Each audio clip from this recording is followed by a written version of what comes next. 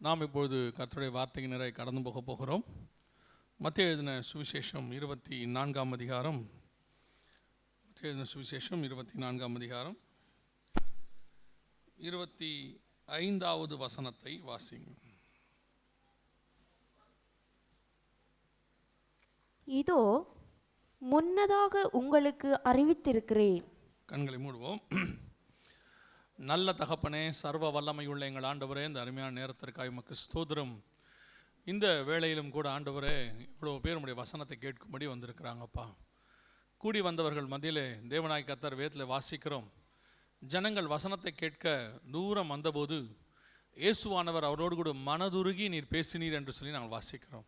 அதே போல் ஒரு மனதுருக்கத்தை இப்பொழுது எங்கள் மத்தியிலே நீர் கொண்டு வர வேண்டுமா நாங்கள் செபிக்கிறோம். அப்பா, வந்திருக்கிற ஒவ்வொருத்தரும் தேவ ஆவியானவர் இடைபடுவீராக, வார்த்தைகளை கொடுத்து அனுப்புவீராக.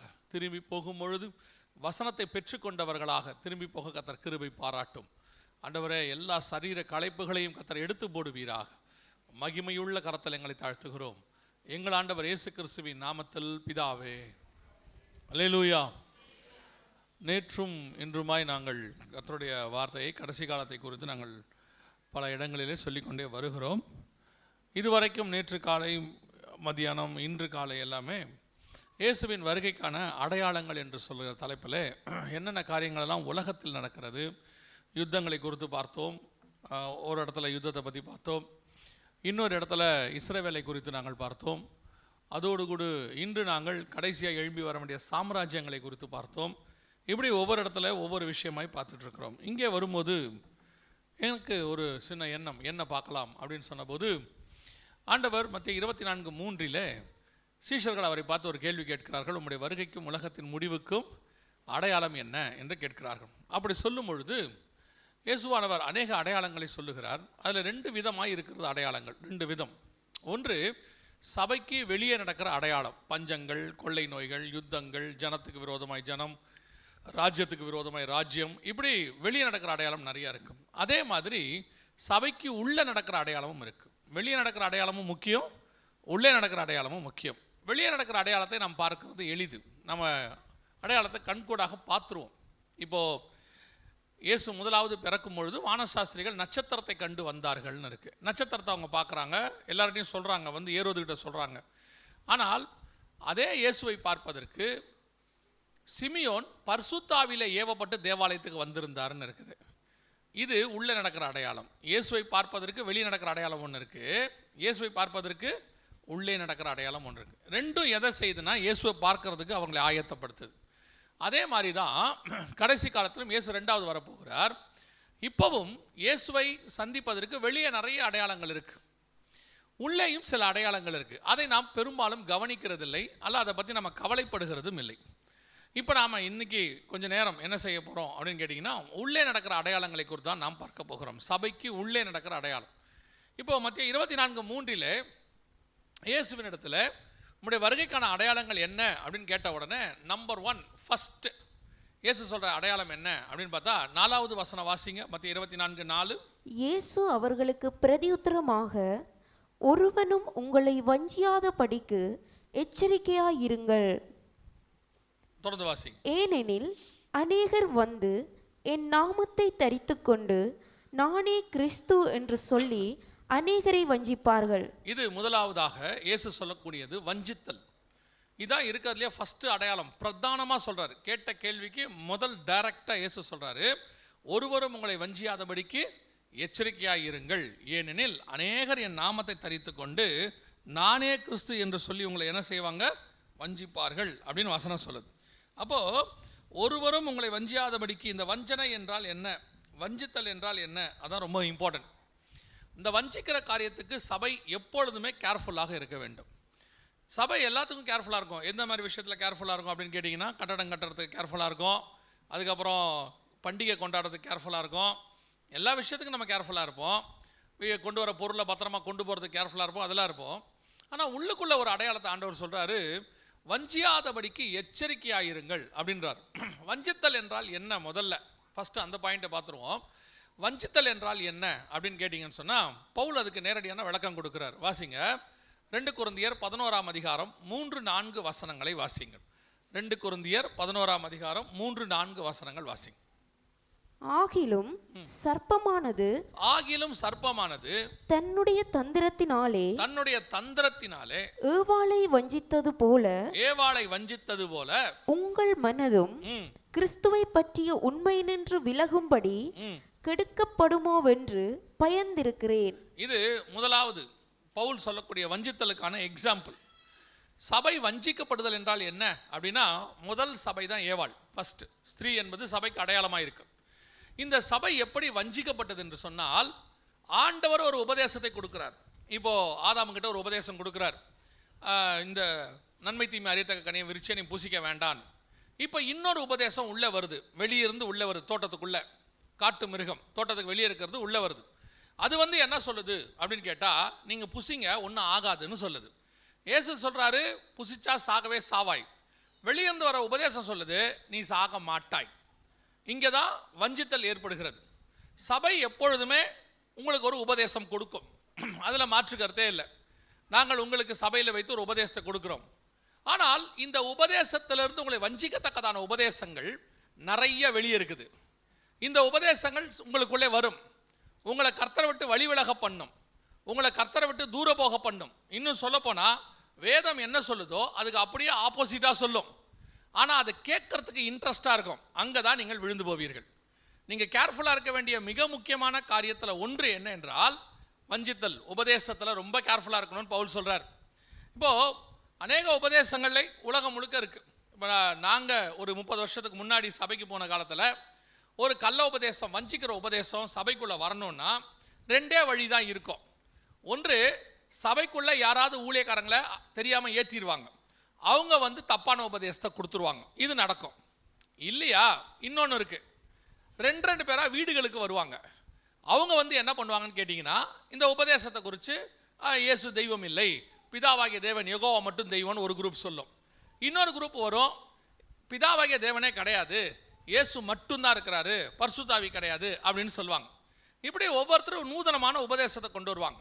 வீடுகளுக்கு வருவாங்க, 2 பேராக வருவாங்க, இது நடக்கும். ஆனால் இப்போ அப்படி இல்லை. இப்போ இருக்க நிலைமை என்னென்னா, உங்கள் கையிலேயே செல்ஃபோன் இருக்குது, 100 கணக்கில் வெப்சைட்ஸ் இருக்குது, யூடியூப் இருக்குது, ஃபேஸ்புக் இருக்குது, வாட்ஸ்அப் இருக்குது, எல்லாத்துலேயும் உபதேசம் வருது.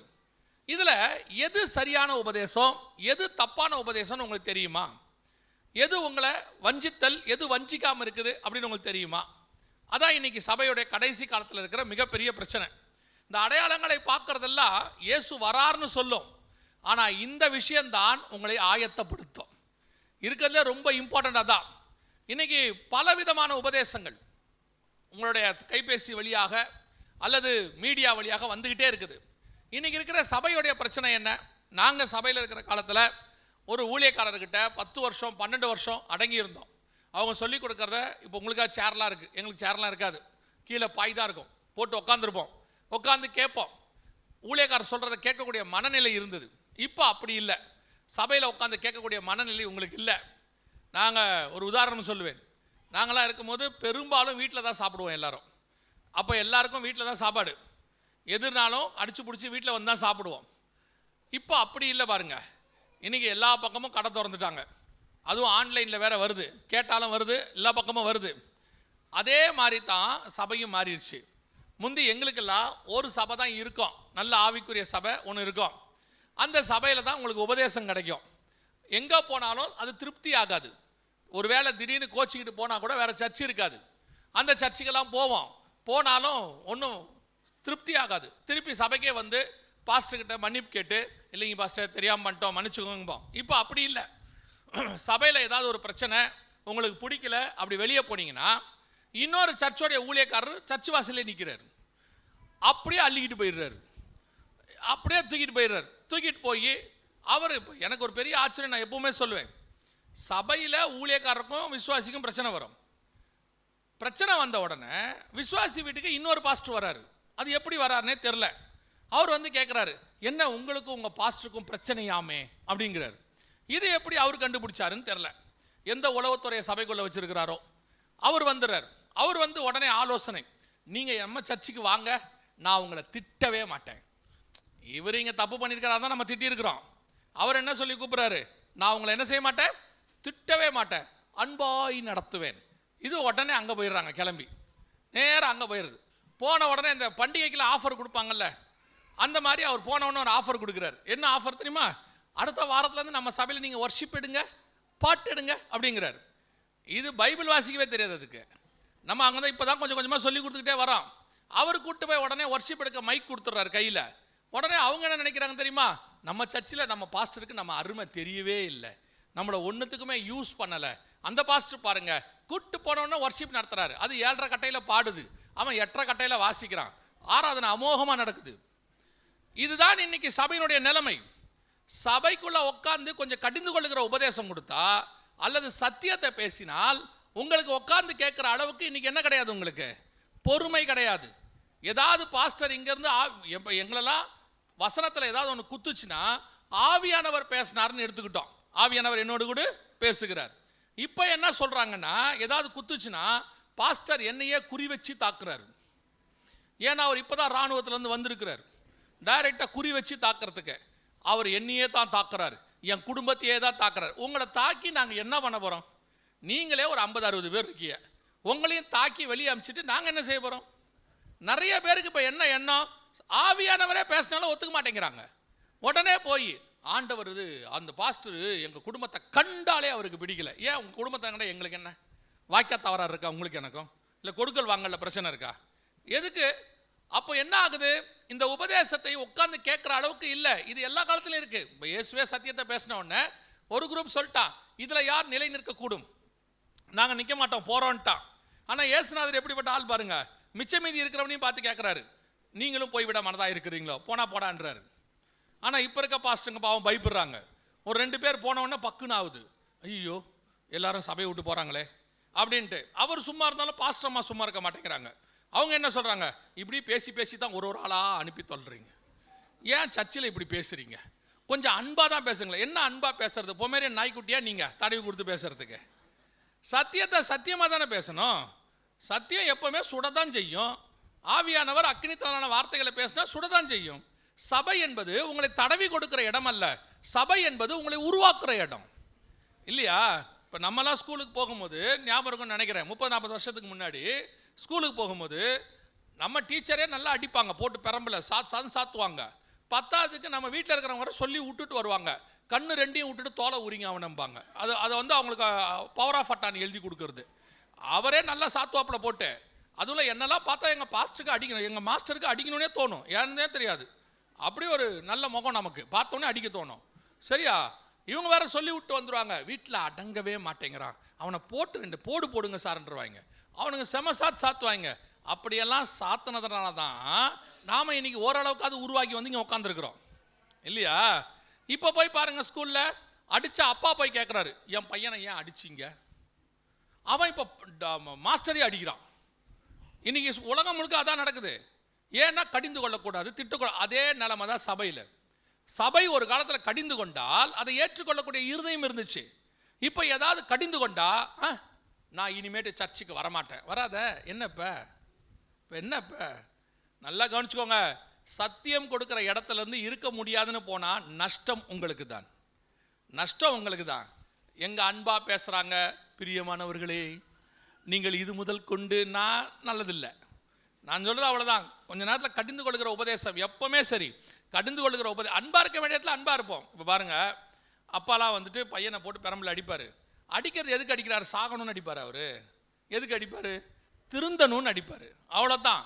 அப்போ சபையும் அப்படித்தான். ஊழியக்காரர் என்பவர் உங்களுக்கு தகப்பனை போல, அவங்க சில நேரத்தில் அடிப்பாங்க. அடிக்கும் போது அடிப்பாங்கன்னா அவங்களை அடிக்கிறதுலாம் இல்லை, வார்த்தையில் அடிப்பாங்க. இப்போ நாங்கள் பேசுகிறதே உங்களுக்கெல்லாம் இவ்வளோ கஷ்டமாக இருக்குது, உங்களுக்கெல்லாம் பாஸ்டரா யோவான் ஸ்நானகன் இருந்தால் என்ன ஆகும் யோசிச்சு பாருங்க. நீங்கள் உள்ளே வரும்போது எப்படி கூப்பிடுவார்? வாங்க விரியன் பாம்பு குட்டியே, எங்கே உங்களோட 2 பாம்பு குட்டியை காணும், தனியாக வரீங்க, அப்படி தானே கேட்பாரு. நியாயமாக அப்படி தானே கேட்கணும். அப்போ என்ன பண்ணுவிய? கோச்சிக்கிட்ட இயேசுநாதர்கிட்ட போனீங்கன்னா அவர் சொல்லுவார், வெள்ளை அடிக்கப்பட்ட கல்லறையே அப்படிம்பாரு. எங்கே போவியத்தை விட்டுட்டு? நல்ல ஊழியக்காரன் சத்தியத்தில் நிற்கிறவனுக்கு கண்டிப்பாக ஆவிக்குரிய கோபம் இருக்கும். சில நேரத்தில் கடிந்து கொள்ளுகிற காரியம் வரதான் செய்யும். அதை நீங்கள் பொறுத்து கொண்டு அது என்னங்கிறத ஆராய்ந்து பார்த்து உங்களை திருத்தினால் நல்லது. ஆனால் சில நேரத்தில் வஞ்சிக்கிற உபதேசம் அப்படியே வெளியே வரும், அப்படியே உள்ளுக்குள்ளேருந்து உங்கள் வீட்டுக்குள்ளே வரும், உங்கள் ஃபோன் வழியாக வரும், உங்களுக்கு அது கேட்கறதுக்கு அப்படியே நல்லா இருக்கும், அவர் பேசுறது அப்படியே ஆறுதலாக இருக்கும். ஆனால் நல்லா தெரிஞ்சுக்கொள்ளுங்க, ஹோட்டலுக்கு போனீங்கன்னா போனோடனே அவர் கேட்பார், என்ன சாப்பிட்றீங்க அப்படின்னு கேட்பார். அப்படியே பார்த்துட்டு எல்லாத்தையும் சொல்லுவார், அது இருக்குது இது இருக்குது இது இருக்கும்பாரு. இப்போ நீங்கள் வீட்டுக்கு வாங்க, என்ன இருக்குது அப்படின்னு கேட்டால் டேபிள் மேலே இருக்குது பாருங்கன்ட்டு அந்த அம்மா வரவே மாட்டாங்க, ரூம்குள்ளேயே தான் இருப்பாங்க. பார்த்துருக்கீங்களா? மேடையில் இருக்குது மேஜையில் இருக்குது பாருங்க அப்படிம்பாங்க. எட்டி பார்த்தா வெறும் பருப்பு தான் இருக்கும், வேறு ஒன்றுமே இருக்காது. இவர் கேட்பார், பருப்பு தானா? ஆமாம், மதியானம் தான் சாப்பிட்டோம்ல, அதான் இருக்குது போதும்பாங்க. இதுவே நீங்கள் ஹோட்டலுக்கு பாருங்கள், எல்லா ஷார்ட்ஸையும் கொண்டு வந்து மொத்தமாக வச்சுட்டு அன்பாக கேட்பார். இப்போ நமக்கு எப்படி இருக்குது கேட்குறதுக்கு? ஹோட்டலுக்கு போனால் எவ்வளோ அன்பாக நடத்துகிறான், எவ்வளோ மரியாதையாக நடத்துகிறான். ஆனால் இந்த அம்மா கிட்ட ஒரு மரியாதை இல்லை. அதே அப்படின்னு விற்கினா தான் தண்ணியே வரும், இல்லைன்னா அது வரைக்கும் தண்ணியும் வராது. அந்த அம்மாவுக்கு பயம் இருந்தாலும் போயிட போகிறான்ட்டு அப்போ தான் தண்ணி எடுத்துகிட்டு வரும், அது வரைக்கும் வராது. அப்போ யோசிச்சு பாருங்கள், இப்போ நமக்கு எப்படி தோணுது? ஹோட்டலில் ரொம்ப அன்பாக நடத்துகிறான். இப்போ அந்த ஹோட்டல்கார்ட்ட பில் இல்லைன்னு சொல்லி பாருங்கள், அந்த ஹோட்டல்கார்ட்ட சொல்லுங்கள், பில் இல்லைப்பா, நீ ரொம்ப அன்பாக நடத்துகிற, நானும் உன்னை அன்பாக நடத்துகிறேன் அப்படின்னு சொல்லி பாருங்கள், சாத்திரம் அவங்கள போட்டு. அதே மாதிரி தான் சபை என்பது வீடு மாதிரி. இங்கே பருப்போ ரசமோ உங்களுக்கு தெரியும் என்ன சாப்பாடு கொடுக்கணும்னு. சில ஆட்கள்லாம் பாருங்கள், வெளியே சாப்பாடு கொடுக்குறான், நல்லா சாப்பிட்டு வீட்டுக்கு வந்துடுவாப்புல, நைட்டு 2 மணிக்கு நெஞ்சு மேலே நிற்கும், அப்படியே தூக்கமே வராது, எழுந்திரிச்சு வாக்கிங் போயிட்டு இருப்பாப்புல நைட்டு. அப்படியே அந்த அம்மா கேட்பாங்க, என்ன ஆச்சு அப்படிம்பாங்க. கொஞ்சம் இறைச்சி அதிகமாக சாப்பிட்டேன்னா நெஞ்சிலே நிற்கிதா, ஜீரணமாகல, வேர்த்து வேர்த்து போது, பயமாக இருக்குது. அந்த அம்மா சொல்லலாம், கண்டதை போய் எங்கெங்கேயோ தின்னுட்டு வந்து இங்கே உயிரை வாங்கி தொலையுது அப்படின்ட்டு அந்த அம்மா தான் கொஞ்சம் சுடுதண்ணியெல்லாம் வச்சு காப்பாற்றிக்கிட்டு இருப்பாங்க. இப்போ நிறைய பேர் எபிரேய மொழியில் படிக்க போயிட்டாங்க, எபிரேயம் படிக்கிறாங்க, கிரீக்கு படிக்கிறாங்க. நான் இப்போவும் சொல்கிறேன், எபிரேயம் படிக்கிறதையோ கிரீக் படிக்கிறதையோ குறையா சொல்கிறேன்னு நினச்சிக்காதீங்க. எத்தனை மொழி வேணால் படிக்கலாம், தப்பே கிடையாது. ஆனால் உங்கள் மொழியில் நீங்கள் ஸ்ட்ராங்காக இருக்கணும். தமிழ் பைபிளை என்ன பண்ணணும்? முதல்ல உபதேசத்தில் ஸ்ட்ராங் ஆயிடணும். உங்களுக்கு தமிழ் பைபிளே தெரில, ஒரு சபைக்கு போய் 2 தெசலோனிக்கர் எடுங்கன்றான், இல்லைன்ட்டான் பைபிளில். எனக்கே டவுட் ஆகி போச்சு, புது மொழிபெயர்ப்பில் தெசலோனிக்கரை தூக்கிட்டாங்க போலன்னு சொல்லிட்டு. என்னன்னு பார்த்தா பழைய ஏற்பாட்டில் தேடிட்டு இருக்கான். இப்போ இவரை வச்சு நான் என்ன செய்யறது? யோசிச்சு பாருங்க. இவர் எபிரேய மொழி படிக்க போறாரு, அங்கே பேர் கேட்டால் சொல்கிறாரு, இஸ்ரேல்லேருந்து ஒரு ரபி வராரு. இங்கே இருக்கிற போதகருக்கே இவர் தெரிதல, இஸ்ரேல்லேருந்து ரபி வராரு. இப்போவும் சொல்கிறேன், யாரும் வெளியே போய் தப்பாக பேசுகிறாதியா. நீங்கள் படிப்பது நல்லது, முதல்ல உங்களுக்கு இருக்கிற உபதேசத்தில் நீங்கள் என்னவாயிரணும். எதுக்கு சொல்கிறேன்னா, அங்கேருந்து எபிரேய மொழியிலேருந்து ஒருத்தர் வராரு, கிரேக்க மொழியில் ஒருத்தர் வராரு, அவர் இஷ்டத்துக்கு பிரசங்கம் பண்ணுறாரு, பைபிள் ஸ்டடி எடுக்கிறாங்க, 40 கிளாஸ் 50 கிளாஸ்ன்றாங்க. அது நியாயப்பிரமாணமாக இருக்குது, யூத முறைமையாக இருக்குது. கடைசியில் என்ன ஆகிடுது தெரியுமா? உங்களுக்கு தமிழில் கர்த்தர் சொன்ன புதிய ஏற்பாடே அவனுக்கு இல்லை. ஒரு இடத்துல 40 கிளாஸ் அட்டன் பண்ணிட்டு ஒருத்தர் சொல்கிறாரு, நீங்களாம் தப்பாக பேசுகிறீங்க பாஸ்டர்னாரு. நானும் தப்பாக பேச வாய்ப்பு இருக்குதா, எதில் தப்புன்னு சொல்லுங்கள், திருத்திக்கிறேன். என்ன நரகமே கிடையாது உங்களுக்கு தெரியுமான்னு கேட்டார். எனக்கு ஆச்சரியமாக போச்சு, இத்தனை நாள் கஷ்டப்பட்டதே வீணாக போச்சு, நரகம் இல்லைன்னா நம்ம ஏன் பிரசங்கம் பண்ண போகிறோம்? எப்படி சொல்கிறீங்க? என்ன அதெல்லாம் இல்லை, மூல பாஷையில் இருக்குதா, நரகமே இல்லையான்ட்டு. இந்த மாதிரி ஒரு குரூப் இருக்கு, சொல்லவும் தெரியல. இவங்க போயிட்டு உட்காந்து பைபிள் ஸ்டடி படிக்கிறேன், அங்கே படிக்கிறேன் இங்கே படிக்கிறேன்னு போயிடுறீங்க. அவங்க என்ன உபதேசம் கொடுக்குறாங்க தெரியுமா? ஆன்லைனில் வருது, எபிரேய மொழியில் வருது, உங்களுக்கு எதாவது தெரியுமா? எதுக்கு உட்காந்து முதல்ல உங்களுக்கு கொடுத்த பைபிளில், உங்களுக்கு கொடுத்த சர்ச்சில் உங்கள் உபதேசத்தில் ஸ்ட்ராங்காங்க. நான் இந்த ஊழியத்துக்கு வர்றதுக்கு முன்னாடி 12 வருஷம் ஒரு ஊழியக்காரர்கிட்ட அடங்கி இருந்திருக்கிறேன்.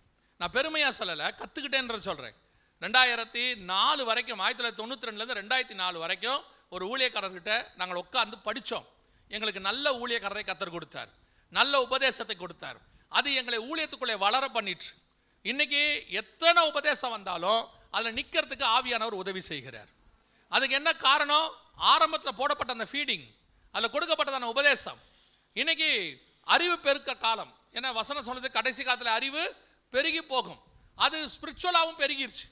4 பக்கமும் அந்த செய்தி இந்த செய்தி, அதை கேட்கணும் இதை கேட்கணும், அமெரிக்காவிலேருந்து செய்தி, லண்டன்லேருந்து செய்தி கேளுங்க. ஆனால் முதல்ல உங்கள் உபதேசத்தில் ஸ்ட்ராங் ஆகிடுங்க.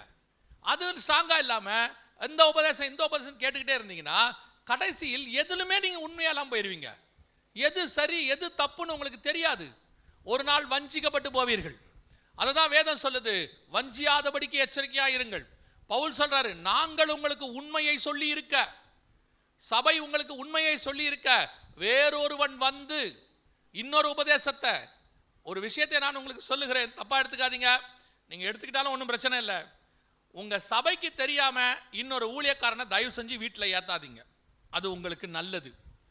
நீங்க என்ன நினைக்கிறீங்கன்னா, புதுசா ஊழியக்காரங்க அப்படியே வருவாங்க, அப்படியே அடிச்சு விடுவாங்க தீர்க்க தரிசனம்.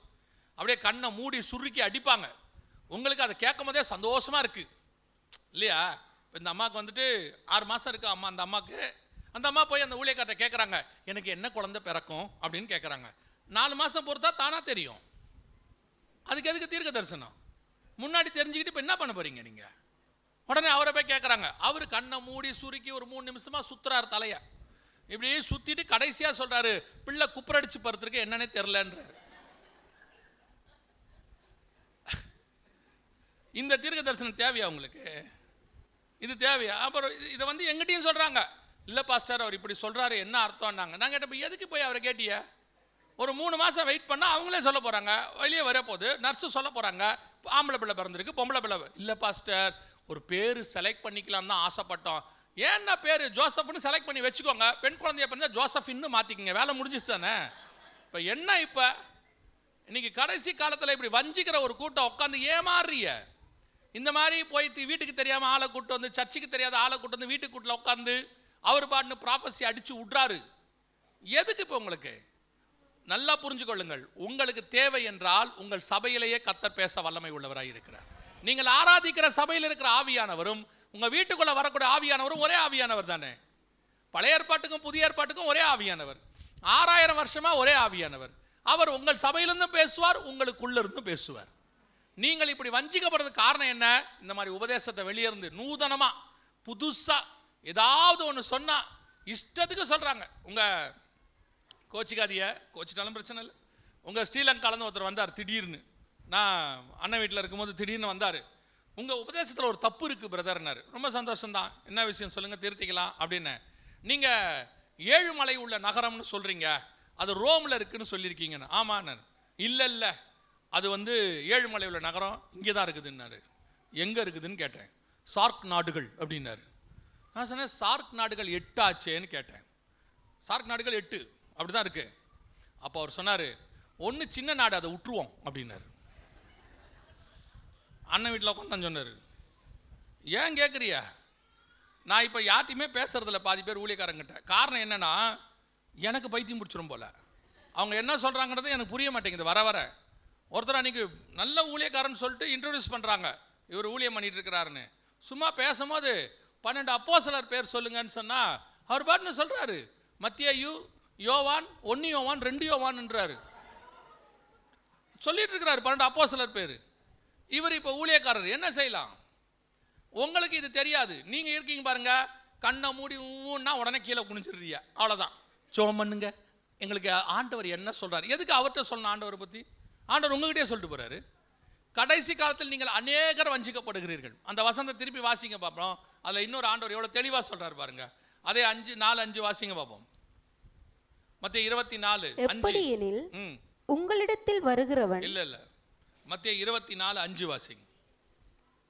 ஏனெனில் அநேகர் வந்து என் நாமத்தை தரித்துக்கொண்டு நானே கிறிஸ்து என்று சொல்லி அநேகரை வஞ்சிப்பார்கள். வரவங்க எப்படி வருவாங்களா? என் நாமத்தை தரித்துக்கொண்டு. அப்பனா வரவர் மற்ற மார்க்கத்திலேருந்து வரமாட்டார். வர பிசாசு 2 கொம்பு வாலு பல்லோட வராது. வர பிசாசு பைபிளோட வரும். எப்படி வரும்? இயேசுவின் நாமத்தில் வரும். இயேசுவின் நாமத்தில் வரக்கூடிய எல்லாரும் தேவ ஊழியர்கள் அல்ல. இயேசுவின் நாமத்தில் பிசாசின் ஊழியக்காரர்களும் வருவார்கள். வந்து நிற்கிறவர் தேவனுடைய ஊழியக்காரரா பிசாசின் ஊழியக்காரரான்னு உங்களுக்கு தெரியணும். தெரியுமா? உங்களால் கண்டுபிடிக்க முடியுமா? அதுதான் இருக்கிறதுலே ரொம்ப இம்பார்ட்டண்ட். வந்து நிற்கிற ஆள் தேவனிடத்தில் வந்தவரா? இப்போ நான் இது விளையாட்டுக்கெல்லாம் சொல்லலை. நீங்கள் வெளிப்படுத்தின விசேஷம் 2ஆம் அதிகாரத்தை வாசித்து பாருங்கள். ஆண்டவர் சொல்கிறாரு, அப்போஸ்தலர் என்று சொல்லியும் அப்போஸ்தலர்கள் அல்லாதவர்களை நீ சோதித்து கண்டறிந்ததை அப்படிங்கிறார். இருக்கு அந்த வசனம். அப்போஸ்தலர் சொல்லியும் அந்த வசனம் வாசிங்க. அப்போஸ்தலர் அல்லாதவர்கள் தங்களை அப்போஸ்தலர் என்று சொல்லுகிறதை நீ சோதித்து அவர்களை பொய்யர் என்று கண்டறிந்ததை. எப்படி நடந்துச்சு? முதல் திருச்சபை என்ன பண்ணியிருக்குது? ஒருத்தன் வந்து தன்னை அப்போஸ்தலன் சொன்னானா அவன் அப்போஸ்தலனா இல்லையான்னு கண்டுபிடிச்சிருக்கிறாங்க. இன்னைக்கு உங்களால் கண்டுபிடிக்க முடியுமா? இவர் வந்து தேவனுடைய ஊழியக்காரரு, இவர் தேவனுடைய ஊழியக்காரர் அல்ல அப்படின்னு உங்களால் கண்டுபிடிக்க முடியுமா? கண்டுபிடிக்கணும்னு பைபிள் சொல்லுது. சோதித்து கண்டறிந்ததையும். நீங்கள் கண்டறிஞ்சு அவர் பொய்யர்னு உலகத்துக்கு சொல்ல வேண்டாம், நீங்களா தெரிஞ்சுக்கணும்ல, அப்பதானே வஞ்சிக்கப்படாமல் இருப்பீங்க.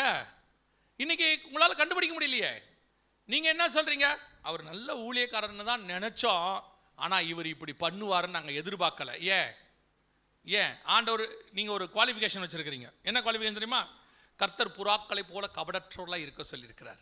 அதனால நாங்களாம் ரொம்ப இன்னசென்ட்டா வெகுலியா நம்பணும். ஆண்டவர் அது மட்டுமா சொன்னார்? கூட இன்னொன்னு சொன்னாரு, புறாக்களை போல கபடற்றவர்களாக இருங்கள், கூட இன்னொன்னு என்னது, சர்பத்தை போல வீணா உள்ளவர்களாக இருங்க, கேர்ஃபுல்லா இருக்கணும்ன்றாரு. நல்லா கவனிங்க, இரக்க குணம் வேறு, ஏமாளித்தனம் வேறு. உங்களை கர்த்தர் இரக்கமாக தான் இருக்க சொன்னார், ஏமாளியா இருக்க சொல்லலை. இன்னைக்கு கடைசி காலத்தில் ஒன்று திருச்சப ஒன்று இரக்கமே இல்லாமல் இருக்கு. அநேகருடைய அன்பு தனிந்து போகும், இரக்கமற்ற நிலைமை. இல்லை ஒரு குரூப்பம் ஏமாளி, எதை சொன்னாலும் நம்புறிய. வரவர் தேவ ஊழியக்காரரா, மனுஷனிடத்துல இருந்து வந்தவனா, பிசாசினிடத்துல வந்தவனா, உங்களுக்கு எதுவுமே தெரிய மாட்டேங்குது. அவர் வாட்டு வந்து அடிச்சு விடுறாரு. உங்களுக்கு தெரியுமா? இப்போ பாருங்க, யோவான் ஸ்நானங்கிட்ட 2 பேரும் வராங்க. ஒரு 2 கூட்டம் வருது. வரும்போது ஒரு கூட்டத்தை பார்த்த உடனே யோவான் ஸ்நானகன் சொல்றாரு, விரியன் பாம்பு குட்டிகளே அப்படின்னு சொல்றாரு. அதே நேரத்தில் இயேசு கிறிஸ்து வராரு. இயேசு கிறிஸ்து வரும்போது எப்படி வந்திருப்பாரு? அப்படியே பெரிய படையோட 4 பக்கமும் சீஷர்கள் நின்று வழி விடுங்க அண்ணன் வரார், வழி விடுங்க அண்ணன் வரார். இப்பெல்லாம் அப்படித்தான் பூளைக்காரங்களாம் வராங்க, பாதி பேர். நானும் பார்த்துக்கிட்டு தான் இருக்கிறேன். அவர் என்ன பெரிய இராணுவத்தில் போய் ஜெயிச்சுட்டு வர மாதிரி வழி விடுங்க வழி விடுங்க. என்ன இப்போ இயேசுநாதர் சாதாரணமாக வந்திருக்கிறார், தனியாளாக வராரு. ஆனால் பார்த்த உடனே இவரை பார்த்தோன்னே என்ன சொல்கிறான்? தேவ ஆட்டுக்குட்டி. இவங்கள பார்த்தோன்னே என்ன சொல்கிறான்? விரியன் பாம்பு குட்டி. ஆனால் இவங்க எல்லாரும் ஞானஸ்நானத்துக்கு வந்தவங்க. இவங்க எல்லாரும் ஞானஸ்நானத்துக்கு வந்தவங்க. எப்படி தெரியுது இது ஆட்டுக்குட்டி இது பாம்பு குட்டின்னு? தெரிஞ்சா இல்லையா? வாசிங்க, வெளிப்படுத்தின விசேஷம் 13ஆம் அதிகாரம் 11வது வசனத்தை வாசிங்க பாப்போம். 13, 11 வாசிங்க. பின்பு வேறொரு மிருகம் பூமியிலிருந்து எழும்ப கண்டேன். அது ஒரு ஆட்டுக்குட்டிக்கு ஒப்பாக, ஒரு ஆட்டுக்குட்டிக்கு ஒப்பாக 2 கொம்புகளை உடையதாய் இருந்து, 2 கொம்புகளை உடையதாய் இருந்து வலு சர்ப்பத்தை போல பேசினது. பார்க்கிறதுக்கு எப்படி இருக்குது? ஆட்டுக்குட்டியை போல. ஆனா பேசினது, அப்ப உள்ளுக்குள்ள யார் இருக்கிறா? பிசாசு. வெளியே யார் இருக்கா? ஆட்டுக்குட்டி. ஆட்டுக்குட்டினா யாரை குறிக்கும்? இயேசுவையும் குறிக்கும், சீஷர்களையும் குறிக்கும், ஊழியக்காரனையும் குறிக்கும். அப்படித்தானே? ஆண்டவர் சொன்னார், என் ஆடுகளை மேய்ப்பாயாக. அப்போ அது விசுவாசியும் குறிக்கும். நானே நல்ல, அது ஊழியக்காரனையும் குறிக்கும். அப்போ யோசிச்சுக்கோங்க, வரவர் எப்படி வராராம்? ஒரு ஆட்டுக்குட்டியை போல, ஊழியக்காரனை போல, விசுவாசியை போல, கிறிஸ்தவர்களை போல வரார்.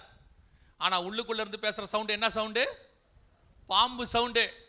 உள்ளுக்குள்ள இருக்கிறது பாம்பு, வெளியே பார்க்கறதுக்கு ஆட்டுக்குட்டி. இதை எப்படி கண்டுபிடிப்பீங்க? இதை கண்டுபிடிக்கணுமே. அப்போ உங்களுக்கு 2 விஷயம் இருக்கு அதில். ஒன்று, உங்களுக்கு சத்தத்தை வச்சு கண்டுபிடிக்கலாம். எதை வச்சு கண்டுபிடிக்கலாம்? சத்தத்தை வச்சு கண்டுபிடிக்கலாம். என்னதான் ஆடாக இருந்தாலும் சத்தம் என்ன சத்தமாக இருக்கும்? பாம்பு சத்தம் தான் இருக்கும்.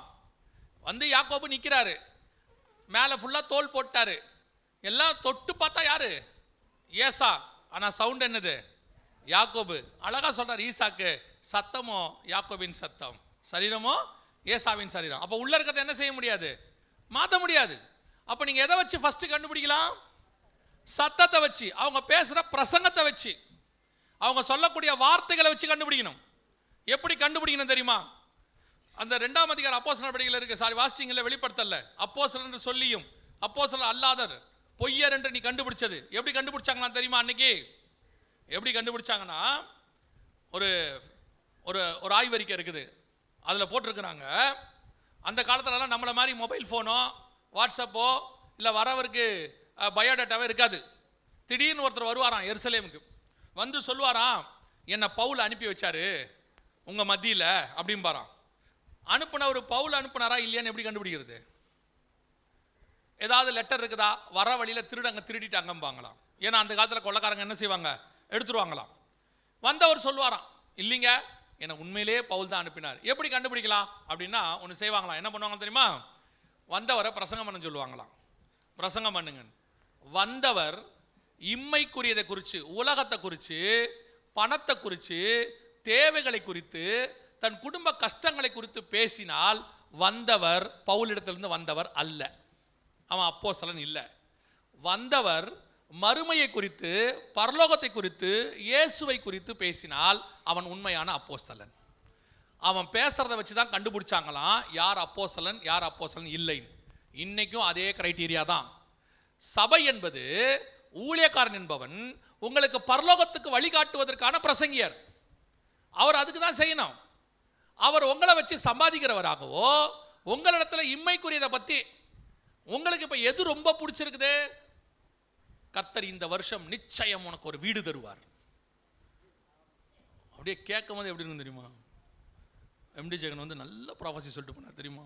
ரொம்ப நாளாக சோம் பண்ணிக்கிட்டு இருந்தேன், கர்த்தர் இன்னைக்கு என்னோடு கூட பேசினார். என்ன பேசினார்? வீடு தருவேன்னு சொன்னார். அதில் என்னங்க தப்பு இருக்கு? கிறிஸ்துவுக்காக நம்ம பாடு சகிச்சிருக்கோம், அப்போ கர்த்தர் நமக்கு வீடு கொடுக்கறது நியாயம் தானே. அப்போ முதல் வீடு பவுலுக்கு தானே கொடுத்துருக்கணும். அந்தாலியா வாடகை வீட்டில் இருந்தான், நியாயமா இல்லையா?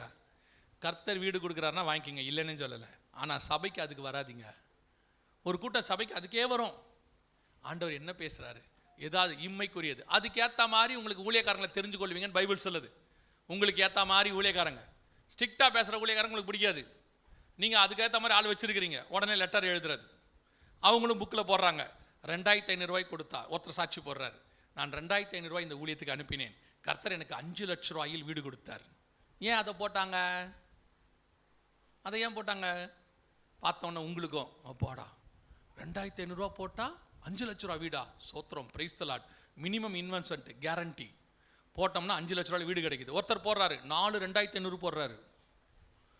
அவர் சொல்றாரு நான் 4 போட்டிருக்கையா அப்படின்னாரு. ஏன்னு கேட்டேன், எனக்கு 2 பசங்க இருக்கிறாங்கய்யா, அவங்களுக்கு ஆளுக்கு ஒரு வீடு, எனக்கு ஒரு வீடு. கடைசி காலத்தில் வாடகைக்கு ஒன்று விட்டு 4 பேர் செட்டில் ஆயிடலாம்.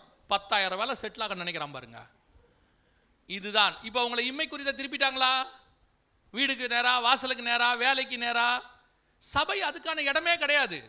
அப்போ நீங்கள் கிடைக்கலாம், அப்போ சபையில் வந்து ஆசீர்வாதத்தை பற்றி பேசக்கூடாதா? நல்லா ஒன்று புரிஞ்சுக்கோங்க. இப்போ எங்கள் ஊருக்கெலாம் வந்தீங்கன்னா, இங்கே எப்படின்னு எனக்கு தெரியாது, இப்போ இங்கேயும் இருக்கோம். இப்போ எங்கள் ஊருக்கெலாம் வந்தீங்கன்னா ஹோட்டலில் சாப்பிட போன உடனே என்ன வேணும்னு கேட்பாங்க. ஹோட்டலில் கேட்பாங்க. கேட்ட உடனே நாங்கள் இட்லி தோசை அப்படின்னு சொன்னால் தோசை வரும், இட்லி வரும், கூடவே என்ன வரும்? சட்னி சாம்பார் வரும். நீங்கள் போய் உட்கார்ந்த உடனே என்ன வேண்டும்? சாம்பார். அவர் சொல்வார் அது இருக்கட்டும், உங்களுக்கு என்ன வேண்டும்? சட்னி. அவர் சொல்வார் சார் உங்களுக்கு மெயின் டிஷ் சொல்லுங்கள், என்ன வேணும்? இட்லி சொல்லிட்டு சட்னி சாம்பார். அவர் சொல்வார் சார் இது கூட வரும் சார், நீங்கள் கேட்கவே வேண்டாம் சார், அதெல்லாம் என்ன வரும்? தானாக வரும்.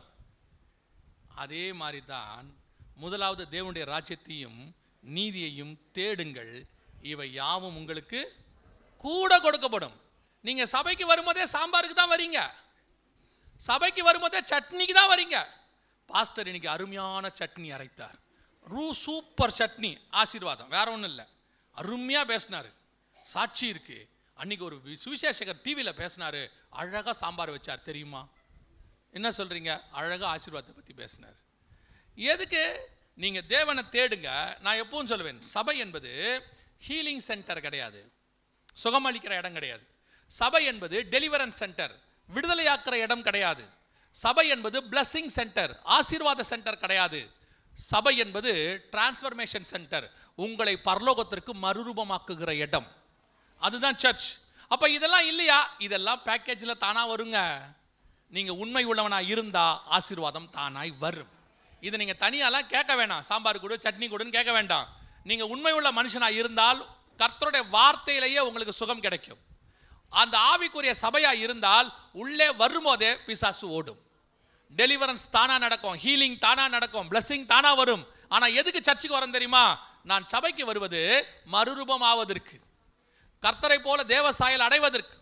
நீங்கள் இந்த தாட்டில் வர்றதுனால அந்த தாட்லேயே நிறைய ஊழியக்காரங்க வராங்க. அவங்க வந்து என்ன பண்ணுறாங்க? டிவியில் யூடியூப்லாம் வந்து உங்களுக்கு இந்த மாதிரியே பேசுகிறாங்க. உங்களுக்கு கேட்கறதுக்கு எப்படி இருக்குது? மனசுக்கு நிறைவாக இருக்குது. இப்போ நம்மளை வந்து கேட்டால் எப்படி இருக்குது? எம்டி ஜெகனை கேட்டால் யுத்தம், சண்டை, நேற்று வரை இயேசு வரப்போறாரு, மொத்தம் அழிய போகுது. ஒரு நாளாவது இருந்தாலும் உருப்படியாக பேசுகிறாரா? அவன் மனசில் அப்படி தான் இருக்குது. ஒரு நாள் எங்கள் வீடியோவை அப்லோட் பண்ணதுக்கு யூடியூப்பில் போட்டு விட்றோம், இன்னொரு அரை மணி நேரம் இருக்குது, அதுக்குள்ளே 2-3 பேர் வந்துடுவாங்க. வந்து ஒருத்தர் மெசேஜ் போடுறாரு, நான் அப்லோட் பண்ணிட்டு உட்காந்து பார்த்துக்கிட்டு இருக்கேன். கீழே ஒருத்தர் மெசேஜ் போடுறாரு, ஆண்டவா இந்த நாளிலாவது இந்த ஆள் ஒழுங்காக பேசட்டும்பா அப்படின்னு போடுறாரு. நம்மளை எப்படி ஆக்கி வச்சிருக்கான் தெரியுமா? இப்போ இந்த மாதிரி ஆக்கி வச்சிருக்கான். கவனிச்சுக்கொள்ளுங்க. சபை வருவது எதற்காகனா கிறிஸ்துவின் சாயலை அடைந்து நீங்கள் பரலோகத்துக்கு போவதுக்கு. பணக்காரன் ஆகிறதுக்கு வெளியே இடம் இருக்கு. வெளியே இருக்கிற பணக்காரன்லாம் சர்ச்சுக்கு வந்து பணக்காரன் ஆகல. அவன் உண்மையா உழைச்சவன் இருக்கான், அவன் பணக்காரன் ஆகிறான். ஆனால் பரலோகத்துக்கு போறதுக்கு சபைக்குள்ள மட்டும்தான் வழி இருக்கு, வேற எங்கேயுமே வழி இல்லை. அதுக்கு தான் நம்ம சபைக்கு வரணும். இதை நீங்க இல்லாததுனால ஒரு கூட்டம் உங்களை வஞ்சிக்குது. வெளியே உங்களுக்கு வெளியே வர்றது பாம்பு சத்தமா ஆட்டுக்குட்டி சத்தமான்னு தெரிய மாட்டேங்குது. நீங்க என்ன நினைக்கிறீங்க? பாம்பு சத்தத்தை ஆட்டுக்குட்டி சத்தம் நினைச்சுக்கிறீங்க. காரணம், ஆட்டுக்குட்டியினுடைய சரீரத்துல இருந்து அது பேசுது. உங்களுக்கு அது கேட்கறதுக்கு சந்தோஷமா இருக்குது. ஆனால் பேதுரு பேசும்போது அவர்களுக்கு சந்தோஷமா இல்லை.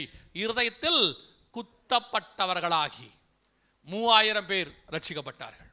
அதுதான் சரியான மனம் திரும்புதல். ஆண்டவர்கிட்ட வரும்போது, சபைக்கு வரும்போது இப்படிப்பட்ட காரியங்களுக்காக வாங்க. தயவு செய்து உங்க காது கிணிய பிரசங்கத்துக்கு பின்னாடி ஓடாதீங்க. இப்பவும் சொல்றேன், நீங்க கர்த்தருக்கு உண்மையா இருந்தால் என்ன ஆசீர்வாதம் வேணுமோ அதை கர்த்தர் தருவார். உங்கள் தேவை என்னவோ அதை பரலோகம் சந்திக்கும். நம்ம பரமபிதா நம் தேவை என்ன என்பதை அறிந்திருக்கிறார். ஏற்ற நேரத்தில் என்ன தரணும் அவருக்கு என்ன செய்யும் தெரியும், நல்லா தெரியும். இப்போ பாருங்க, ஒரு குழந்தைய பார்க்க போறீங்க. பார்க்க போன உடனே போகும்போது ட்ரெஸ் வாங்கிட்டு போவீங்களா? அந்த பிள்ளைக்கு ஒரு பெண் குழந்தை பிறந்திருக்குன்னு வச்சுக்கோங்களேன். ஒரு ட்ரெஸ் வாங்கிட்டு போறீங்க. போகும்போது இந்த ஆண்கள் ட்ரெஸ் எடுக்கிறதுக்கும் பெண்கள் ட்ரெஸ் எடுக்கிறதுக்கும் டிஃபரன்ஸ் இருக்குது. ஆண்கள் போய் கேட்கும்போது எப்படி கேட்பாங்க? ட்ரெஸ் எடுக்கும்போது ஒரு 2 வயசு பிள்ளைக்கு ஒரு ஃப்ராக் கொடுங்க அப்படின்னு கேட்பாங்க. ஆனால் பெண்கள் எப்படி கேட்பாங்கன்னா ஒரு 3 வயசுக்காக கொடுங்கம்பாங்க. ஏன்னா அவங்க என்ன செய்வாங்கன்னா கொஞ்சம் வச்சு போடலாம், பிள்ளை வளரும், அந்த தொலைநோக்கு பார்வை இருக்குது. இவங்களுக்கு அப்படிலாம் ஒன்றுமே இருக்காது. 2 வயசுனா 2 வயசு, 1.5 வயசுனா 1.5 வயசு, அப்படியே எடுத்துருவாங்க. ஏன் நீங்கள் அந்த பிள்ளைக்கு ஒரு புடவை எடுத்துகிட்டு போகக்கூடாது? 2 வயசு பிள்ளைக்கு ஏன் ஒரு புடவை எடுத்துகிட்டு போகக்கூடாது? நல்ல ஒரு பட்டு புடவை, நல்ல 60 முழத்தில் 6 முழத்தில் ஒரு பட்டு புடவை கொடுங்க அப்படின்னு ஏன் எடுக்கக்கூடாது? இப்போ நீங்கள் என்ன நினைக்கிறீங்க, எடுக்கலாமா கூடாதா? சும்மா சொல்லுங்க, இல்லைனா தூங்காமல் இருப்பீங்க. அப்போ தான் அந்த பிள்ளைக்கு பிறந்த ஒரு 2 வயசு குழந்தைக்கு பட்டு புடவை எடுத்துகிட்டு போகலாமா கூடாதா? கூடாதா? ஏன்? கொஞ்சம் சவுண்டாக சொல்லுங்க. இப்போ உங்களுக்கு விசுவாசம் இல்லையா அந்த பிள்ளை வளரும்னு? விசுவாசம் இருக்கா இல்லையா? அந்த பிள்ளை அப்போ சீக்கிரம் செத்து போயிருன்றீங்களா? அது நல்ல பெரிய மனுஷி ஆகும் தோணாதா?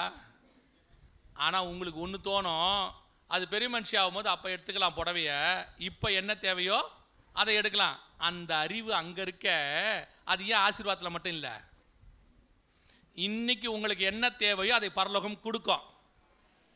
உங்களுக்கு எப்போ எது கொடுக்கணும்னு பரலோகத்துக்கு தெரியும். நம்ம வீட்டு ரோடுக்குள்ளேயே 2 வீலர் தான் போகும். நம்ம ஆள் கார் கட்டிக்கிட்டு இருப்பார், சோத்திரத்தோட கேட்பார், ஆண்டவரே ஏன் எங்களுக்கு ஒரு கார் கொடுக்க மாட்டீரா? ஆண்டவர் கொடுத்தா எங்க நிறுத்துவிய? எங்க நிறுத்துவீங்க? 2 தெரு தள்ளி நிறுத்திட்டு ரோட்டுக்குள்ளே வந்துட்டு நைட்டு படுக்க போகும்போது மனுஷிக்கிட்ட கேட்பார், ஒய்ஃப் கிட்ட கேட்பார், ஏமா காரு அங்கே நிற்கிது, யாராவது காரை உடைச்சிட்டா என்ன பண்ணுங்கிறீங்க? நான் வேணா நைட்டு போய் கார்லேயே படுத்துக்கிட்டுமா? இப்படி நடுத்தரில் படுக்கிற ஆசீர்வாதம் வேணுமா வேணாமா? புரியுதா உங்களுக்கு? அப்போ கார் உங்களுக்கு கொடுக்கணும்னு கர்த்தர் முடிவு பண்ணார்னா முதல்ல அதை நிற்க வைக்கிறதுக்கு ஒரு இடம் கொடுப்பாரு. அதுக்கு பெட்ரோல் போகிறதுக்கு முதல்ல காசு கொடுப்பாரு. நான் ஒரு பாஸ்டரோட பார்க்க போயிருந்தேன். அவர் வீட்டில் காரு 2 வருஷம் இருக்குது, புதுசாக இருக்குது. எனக்கெல்லாம் வெக்கமாக போச்சு. என் காரெலாம் ஒரே மாதத்தில் பழசாயிரும். புதுசாக இருக்குது அவர் காரு. உள்ளே போய் எட்டி பார்த்தா 800 கிலோமீட்டர் தான் ஓடி இருந்துச்சு. அப்போ அவரை கேட்டேன், கார் வாங்கி எவ்வளோ நாள் ஆச்சு பாஸ்டர்? இது 2 வருஷம் முடிஞ்சிருச்சு பாஸ்டர்னாரு. 2 வருஷத்தில் 800 கிலோமீட்டர் தான் ஓட்டி இருக்கீங்க, புதுசாக இருக்குது, நல்லா மெயின்டைன் பண்ணுறீங்க, ஏன் பாஸ்டர்னு கேட்டேன். அப்போ அவர் சொன்னார், பெட்ரோல் விற்கிற விலைக்கு எதுக்கு பாஸ்டர் காரை வெளியே எடுப்பானே? அப்போ நான் கேட்டேன், அப்புறம் ஏன் வாங்குவானே? இப்படித்தான் நிறைய பேர் ஆசீர்வாதத்தை கேட்டு கேட்டு கேட்குறான். கேட்குறவங்கெல்லாம் இப்படி தான், ஆண்டவரே எனக்கு அது கொடும், ஆண்டவரே இது கொடும். ஆண்டவருக்கு தெரியுங்க உங்களுக்கு எப்போ எதை கொடுக்கணும்னு அவனுக்கு தெரியும். ஆண்டவர் ஆசீர்வாதத்தை கொடுக்கும் போது வேதனையை கூட்டார். இந்த நேரத்தில் இந்த ஆசீர்வாதத்தை கொடுத்தால் அது ஏது போதுமானதாக இருக்கும்னு பரலோகத்துக்கு நல்லா தெரியும். நீங்க என்ன பண்றீங்க? அர்ஜென்ட், பக்கத்து வீட்டுக்காரர் வாங்கிட்டாரு, சக விசுவாசி வாங்கிருச்சு, இல்லைன்னா அக்கா தங்கச்சி வாங்கிட்டாங்க, அக்கா தங்கச்சி எல்லாம் வீடு கட்டிட்டாங்க, சோத்திரம் சோத்திரம் சோத்திரம் சோத்திரம் சோத்திரம். ஜப குறிப்பு எழுதி கொடுக்குறது வெள்ளிக்கிழமை ஃபாஸ்டிங் ப்ரேயரில், சொந்த வீடு கொடுக்கும்படி ஜெபம் பண்ணுவோம். ஏன் உங்களுக்கு வீடு மூச்சு கொடுத்த ஆண்டவருக்கு வீடு கொடுக்கணும்னு தெரியாதா? ஏன் கொடுக்க மாட்டாரா ஆண்டவர்? ஆண்டவருக்கு தெரியும் ஏற்ற நேரத்தில் ஏற்ற காரியங்களை செய்கிறதான தேவன். எப்போ எதை கொடுத்தா எது சரியா இருக்கும்னு தெரியணும். இன்னைக்கு நாம என்ன செய்கிறோம்? இந்த மாதிரி எண்ணம் வந்த உடனே இதுக்கு ஏற்ற ஊழியக்காரன் கரெக்டாக நமக்கு ஒருத்தர் வருவார். இந்த வருடம் கர்த்தர் உங்களுக்கு ஒரு ஹெலிகாப்டர் கொடுப்பாருங்கிறாரு ஒருத்தர் இருக்காரு. ஆண்டவர் உங்களுக்கு ஒரு ஹெலிகாப்டர் கொடுப்பாரா? எங்க நிறுத்துவ? கொடுத்துட்டா எங்க நிறுத்துவீங்க? சரி கொடுத்துட்டாரு, எப்படி பெட்ரோல் போடுவீங்க? சரி கொடுத்துட்டாரு, யார் ஓட்டுவா? அதுக்கு பைலட் வைக்கணும்ல. அவர் 3 லட்சம் சம்பளம் கேட்பாரு, நமக்கு 30,000 தான் சம்பளமே. இன்னைக்கு கேட்கும் போது சில ஆட்கள் அப்படி இருக்காங்க. ஒரு நாள் ஒரு ஃப்ரெண்டு என் கூட வந்துகிட்டே இருந்தாரு. திடீர்னு பார்த்தா ஆளை காணோம். வருகை வந்துருச்சோன்னு திரும்பி பார்த்தா ரோட்ல இருக்கிற ஒரு கார் மேல கை வச்சு ஜோம் பண்ணிக்கிட்டு இருக்கிறாரு. அந்த கார் நல்லா ஃபாரின் கார், காஸ்ட்லி கார். இப்படி கை வச்சு ஜோம் பண்ணிட்டு இருக்கிறாரு. நான் அவரை கேட்டேன், இப்போ என்ன பண்ணிட்டு இருக்கிறேன்னு கேட்டேன். இல்லைப்பா, நாம் எதை அறிக்கை பண்ணுறோமோ கத்தர் அதை தருவார். இதை கை வச்சு ஜோம் பண்ணால் கத்தர் தருவார் அப்படின்னாரு. நான் சொன்னேன் தரமாட்டார் அப்படின்னு. உடனே அவர், நீ எப்போ பார்த்தாலும் அவிசுவாசமாகவே பேசுகிற, ஏன் தரமாட்டார் அப்படின்னாரு. அது அவன் கார், அதை எப்படி உனக்கு தருவார்? கேட்குற அறிவாளி எப்படி கேட்கணும்?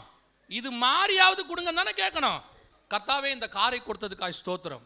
உங்களுக்கு தெரியுமா, தமிழ்நாட்டில் நிறைய ஊழியக்காரங்களுக்கு சர்ச்சு வைக்கிறதுக்கு இடம் கொடுக்க மாட்டாங்க. இப்போ விசுவாசி கொடுக்க மாட்டேங்குது. ஏன்னு கேட்டிங்கன்னா, இவர் மேலே சர்ச்சு வச்ச உடனே 3 மாதம் கழிச்சு எப்படி ஜோம் பண்ணுறாருன்னா, இந்த இடத்தை சொந்தமாய் கொடுக்கும்படி ஜோம் பண்ணுவோங்கிறாரு. கீழே இருக்கிற ஓனருக்கு பக்குன்னு இருக்கு. நீங்கள் கேளுங்க, சொந்த இடம் வேணான்னு சொல்லலை, வேற எங்கேயோ ஒரு இடத்த கேளுங்க. கர்த்தர் இந்த இடத்தை சொந்தமாய் கொடுக்கும்படி ஜோம் பண்ணுவோம். அவர் கீழே இருந்து இந்த ஆள் காலி பண்ணும்படி ஜோம் பண்ணுவோம். ஆண்டவர் நிலைமையை நினைச்சு பாருங்க. இப்ப இந்த ஜபத்துக்கு பதில் கொடுக்கிறதா, இந்த ஜபத்துக்கு பதில் கொடுக்கிறதா? இதுதான் இன்னைக்கு இருக்கு விசுவாசி நிலைமை. இன்னைக்கு நல்ல கார் மேல கை வச்சு ஜோம் பண்ணிட்டு இருந்தாரு. நான் சொன்னேன், அந்த காரை அவர் தரமாட்டாரு, அது இன்னொருத்தருடைய காரு. நீ இப்படி அதுவும் சொன்னேன், பாரு நீ காருக்கு ஜோம் பண்ற, நல்ல வேலை அந்த ஆள் பூட்டிட்டு கடைக்கு போயிருக்கான். ஒருவேளை மனைவி பிள்ளையை விட்டுட்டு போயிருந்தானா நீ சேர்த்து ஜோம் பண்ணிட்டு இருக்க, எது எதெல்லாம் உனக்கு கிடைக்கும்? எப்படி ஜோம் பண்றியா? கேட்டா சொல்றாரு, கொரியால இருந்து ஒரு பாஸ்டர் தான் சொன்னாரு, எது மேல கை வச்சு ஜோம் பண்ணாலும் அதை கொடுப்பாரு. அது கொடுப்பாரு, எது மேல ஜோம் பண்ணோம்? ஒரு புது கடைக்கு போய் அந்த கடையில ஜோம் பண்ணி அந்த சோஃபா செட் மேல கை வச்சீங்கன்னா நியாயம். ஏதோ ஆண்டவர் காசு கொடுத்து கொடுப்பாரு. போய் இருக்கிற கார் மேல ஜோம் பண்றது, யாரையாவது வீட்டை பார்த்தா இதே வீட்டை கத்த தருமா, தரமாட்டாரு. இது பேராசை இல்லையா? வசனம் சொல்லு தானே, அடுத்தவரோட பொருளை இச்சையாது இருப்பாயாகன்னு. இன்னைக்கு இதுதான் சர்ச்சின்னு ஆகி போச்சு. நீங்கள் இயேசு கிறிஸ்துவை ஆசீர்வாத கடவுளாய் மாத்திட்டீங்க, பரலோகத்துக்கு போற கடவுளா வைக்கல. இயேசு கிறிஸ்து ஆசீர்வாத கடவுள் இல்லைன்னு சொல்லல, ஆனால் அவர் பரலோகத்துக்கு போறதுக்காக தான் வந்தார். உங்களுக்கு காரு கொடுக்கிறதுக்கு அவர் ஏங்க சிலுவை சுமக்கணும்? உங்களுக்கு வீடு கொடுக்கிறதுக்கு அவர் ஏன் சிலுவை சுமக்கணும்? அதுக்கு நீங்க ஒழுங்கா உழைச்சாலே கிடைச்சிரும். அவர் சிலுவையை சுமந்தது உங்களுக்கு வீடு காரு கொடுப்பதற்கல்ல, அவர் சிலுவையை சுமந்தது உங்கள் ஆத்துமாவை பரலோகத்திற்கு கொண்டு போவதற்கு. இன்னைக்கு நிறைய பேர் சொல்லி திரிறான், அவர் பாடு அனுபவித்து நம்மை ஐஸ்வர்யன் ஆக்கினார். இப்படி எடுத்துக்கோங்க, இயேசு ஐஸ்வர்யன் ஆக்கும்படி தரித்திரனானார் ஒரு வசனம் இருக்கு. அந்த வசனத்தை என்ன சொல்லிட்டான்? நம்மலாம் பணக்காரன் ஆகிறதுக்கு தான் இயேசு என்னவாயிட்டாரு, ஏழை ஆயிட்டாருன்ட்டான். சரி, அது உண்மையினே வச்சுப்போமே. அப்போ ஃபர்ஸ்ட் ஜென்ரேஷன் யார் பணக்காரன் ஆயிருக்கணும்? இயேசுக்கு அப்புறம் யார் பணக்காரன் ஆயிருக்கணும்? அத்தனை அப்போஸ்தலனும் கோடீஸ்வரனா மாறி இருக்கணும். ஆமாவா இல்லையா? ஏன் அப்புறம் பசி, அவர் சொல்றாரு பவுல், பசியோ பஞ்சமோ நிர்வாணமோ நாசமோசமோ ஏன் சொல்றாரு? அப்போ அவர் சொல்ற ஆசீர்வாதம் ஐஸ்வர்யம் அது அல்ல. உங்களுக்கு என்ன தேவையோ அதை பரலோகம் கொடுக்கும், இல்லைன்னே சொல்லல. ஆனால் இம்மைக்குரியதற்காக மட்டும் கர்த்தரை நீங்கள் தேடுகிறவர்களா இருப்பீர்களானால் நம்மை போல பரிதவிக்கப்பட்டவர்கள் ஒருவரும் இல்லைன்னு சொல்லுது. Church is not the place for worldly blessing. This is the place for heavenly blessing. உன் தாட்டே அப்படிதான் இருக்கணும் சர்ச்சுக்கு வரும்போது. இன்னைக்கு எனக்கு என்ன ஆவிக்குரிய ஆகாரம் கொடுக்க போகிறீர் ஆண்டவரே, நான் எப்படி உம்மை போல மாறுறது? ரோமர் 8:29 சொல்லுது, குமாரனின் சாயலுக்கு ஒப்பா இருக்கும்படி தேவன் எவர்களை முன்னறிந்தாரோ. அப்ப இன்னைக்கு சபையை நீங்க எப்படி ஆக்கிட்டீங்க? கடந்த 25 வருஷமா ஆசீர்வாதம் ஆசீர்வாதம் ஆசீர்வாதம் சொல்லி கடைசியா உங்களை நம்பி ஒருத்தர் ஆசீர்வாதம் டிவினே ஆரம்பிச்சிட்டாரு. நீங்க அந்த நிலைமைக்கே போயிட்டியா? மற்ற டிவி எல்லாம் பார்க்கறதே இல்லை, நீங்க கேட்கறதுக்கே நல்லா இருக்கு ஆசீர்வாத டிவி. இப்போ நம்ம வச்சோம்னா எப்படி வைப்போம்? வருகையின் டிவி. நீங்கள் வரமாட்டீங்க. இந்த ஆள் வருக வருக வருகன்னு தான், இது எப்போ வருவான்னு தெரில, ஆண்டவர் வந்தார்னா போகணும் போல. நான் என்ன சொல்கிறேன், உபதேசம் என்பது, சபை என்பது உங்களை பரலோகத்துக்கு ஆயத்தம் பண்ணுகிற இடம். நீங்கள் செலக்ட் பண்ணுற, இப்போ பாருங்கள், உங்கள் பிள்ளையை கொண்டு போய் ஒரு ஸ்கூலில் சேர்க்க போகிறீங்கன்னா நல்ல ஸ்கூலாக சேர்க்குறீங்க தானே? என்ன நல்ல ஸ்கூல்னா என்ன? அவனுக்கு நல்லா பாடம் சொல்லி கொடுத்து பாஸ் பண்ணுற இடம், கரெக்ட் தானே? ஒரு ஹாஸ்பிட்டல் அட்மிட் பண்ணுறீங்கன்னா நல்ல ஹாஸ்பிட்டல் அப்படின்னா என்ன அர்த்தம்? அது ஜீவனை காப்பாற்றுற இடம். அதே மாதிரி தான் சபை என்பது உங்களுக்கு நல்ல உபதேசத்தை கொடுத்து உங்கள் ஜீவனை காப்பாற்றி பரலோகத்துக்கு கொண்டு போகிற இடம். அந்த மாதிரி சபைக்குள்ளே தான் நீங்கள் இருக்க வேண்டும். அப்படிப்பட்ட ஊழியக்காரனை தான் தெரிஞ்சுக்கிட்டோம். சும்மா உங்களுக்கு ஏற்ற மாதிரி நீங்கள் விரும்புகிற மாதிரி உங்கள் காதுக்கு இனி ஆட்களை பேசுகிற தெரிஞ்சுக்கிட்டிங்கன்னா ஒரு நாள் நீங்கள் வஞ்சிக்கப்படுவீர்கள். அவனும் வஞ்சிக்கப்படுவான், நீங்களும் வஞ்சிக்கப்படுவீங்க. கடைசி காலத்தில் என்ன ஆகுது? உள்ளேருந்து பேசுறது பாம்பா இல்லை ஆட்டுக்குட்டியான்னு உங்களுக்கு தெரியல. அவன் அடிச்சு விட்றான் பாருங்க, என்னென்னமோ சொல்கிறான். நீங்கள் எல்லாம் அப்படியே உட்காந்து கேட்குறீங்க. ஒரு காலத்தில் சர்ச்சுக்குள்ளே சினிமா பாட்டு மாதிரி பாட்டு பாடிட்டு இருந்தாங்க. முந்தைய ஆவிக்குரிய பாட்டு இருந்துச்சு 50 வருஷத்துக்கு முன்னாடி. அப்புறம் ஒரு 25 வருஷத்துலேருந்து சினிமா பாட்டு மாதிரி பாட்டு வந்துச்சு. நிறைய பாட்டு இப்போ இருக்கே. நடுவில் இயேசுவே அப்படின்னா அது நம்ம பாட்டு, வர்றாட்டி அவங்க பாட்டு, உலகத்தின் பாட்டு. 2 பாட்டு ஒரே மாதிரி தான் இருக்கு. நீங்கள் பாருங்கள், முந்திலாம் தந்தானே துதிப்போம்லாம் பாட்டு வரும் ரேடியோவில். அந்த மியூசிக்கை கேட்டவொடனே தெரியும் அது யார் பாட்டு, நம்ம பாட்டு தான் பாடுறாங்கன்னு. இப்போ உங்களால் கண்டே பிடிக்க முடியாது. 2 பாட்டும் அஜுங் அஜுங் அஜுங் அஜுங்கன்னு இருக்க. நடுவில் எங்கேயாவது ஏசுவே அப்படின்னா நம்மால் தான் பாடிட்டு தெரியுறாரு. உள்ளே இருக்கிறது நம்மால் தான். அந்த இயேசுவே வராட்டி அவங்க ஆள். அவ்வளோதான் டிஃபரன்ஸு. இப்போ கொரோனாக்கு அப்புறம் சுத்த மோசம். சினிமா பாட்டே பாடுறான். இப்போ சர்ச்சுக்குள்ள என்ன பண்ணுறான்? சினிமா பாட்டே பாடுறான். நீங்கள் அது தப்புனாவது உங்களுக்கு தோணுச்சா? அது தப்பு. அவன் சினிமா நடிகை மாதிரி ஆடுறானே, சினிமா நடிகை மாதிரி பாடுறானே, அவனுடைய ட்ரெஸ்ஸிங்லேருந்து எல்லாமே உலகத்தை பிரதிபலிக்குதே, அது தப்புன்னு உங்களுக்கு தோணுச்சா? சினிமா நடிகை ட்ரெஸ்ஸும் சினிமா நடிகை ட்ரெஸ்ஸும் என்ன இருக்கு? அவன் வெட்டுற மாதிரி தான் முடி வெட்டுறீங்க, அவன் போடுற மாதிரி தான் இருக்கு. கிருதாவை வளர்த்து வாய்க்குள்ளே விட்டுருக்கான். இன்னைக்கு இப்படி கோடு வந்து உள்ளுக்குள்ளே போகுது. எனக்கு என்ன டவுட்னா, உள்ளேயும் இருக்கா இல்லை இங்கேயே நின்றுச்சான்னு எனக்கு சந்தேகம். என்னடா தம்பி இப்படி வச்சிருக்கேன்னா ஃபேஷன் ஃபேஷனுங்கிறான். இப்போ நீ என்ன அவன் இப்போ என்ன ஒரு பையன் ஒரு யூத் மீட்டிங்கில் என்ன கேட்குறான், நீங்கள் இப்படி முடி வெட்டியிருக்கீங்க உங்கள் காலத்தில், நாங்கள் இப்படி முடி வெட்டியிருக்கோம், இப்போ எங்கள் காலத்தில் இப்படி வெட்டியிருக்கிறோம், இதில் என்ன தப்பு இருக்குது அப்படின்னா நான் சொன்னேன், என் காலம் ஓங்காலங்கிறதுலாம் இல்லை. சபை என்பது கிறிஸ்துவின் சாயலுக்கு ஒப்பாய் மாறுகிற இடம். உனக்குள்ளேருந்து பார்க்கும்போது கிறிஸ்துவின் சாயல் வெளிப்படணும். அது வசனத்திலேயோ உன் முகத்திலேயோ அது வெளிப்படணும். அது உள்ளே வெளிப்பட ஆரம்பிச்சிருச்சுன்னா வெளியே இருக்கிற மேக்கப்பை பற்றி நீ கவலையே பட மாட்ட, நீ எதை பற்றியுமே யோசிக்க மாட்ட. உன்னுடைய சிந்தனை முழுக்க தேவனுக்குள்ளே இருக்கும். நீ போய் முடிவெட்டுற கடையில் 2 மணி நேரம் உட்கார்ற, இப்படி கொஞ்சம் போடு, இப்படி கொஞ்சம் போடுது. முந்தியெல்லாம் பார்த்தீங்கன்னு சொன்னால் மொத்தமாக தலைக்கு என்ன பண்ணியிருப்பாங்கன்னு கேட்டிங்கன்னு சொன்னால் முடி வெட்டி இங்கே ஷேவ் பண்ணுவாங்க. இப்போ என்ன பண்ணியிருக்காங்கன்னா இங்கே வெட்டிட்டு இங்கே ஷேவ் பண்ணியிருக்கான். மொத்தமாக டோட்டலாக சுற்றி முடியல, அப்படியே வச்சு மேலே மட்டும் கும்பா வச்சுருக்கான். சரி, இதுதான் உன் ஸ்டைலா சொல்லிடு, அதான் உன் ஸ்டைலா. அப்போ மாற்றக்கூடாது, சாவர வரைக்கும் அந்த ஸ்டைல் இரு. ஏன் அடுத்த நடிகன் வந்தோன்னே மாத்திர, அடுத்த ஸ்டைல் வந்தோன்னே ஏன் மாத்திர அப்படின்னா நீ வச்சிருக்கிற ஸ்டைல் நிலையானது அல்ல. நான் உனக்கு சொல்கிறேன், கிறிஸ்துவை நீ ஏற்றுக்கொண்டு பாரு, உனக்குள்ள ஒரு ஸ்டைல் வரும். அந்த ஸ்டைல் நிலையானதாக இருக்கும். அது கிறிஸ்துவின் சாயல்.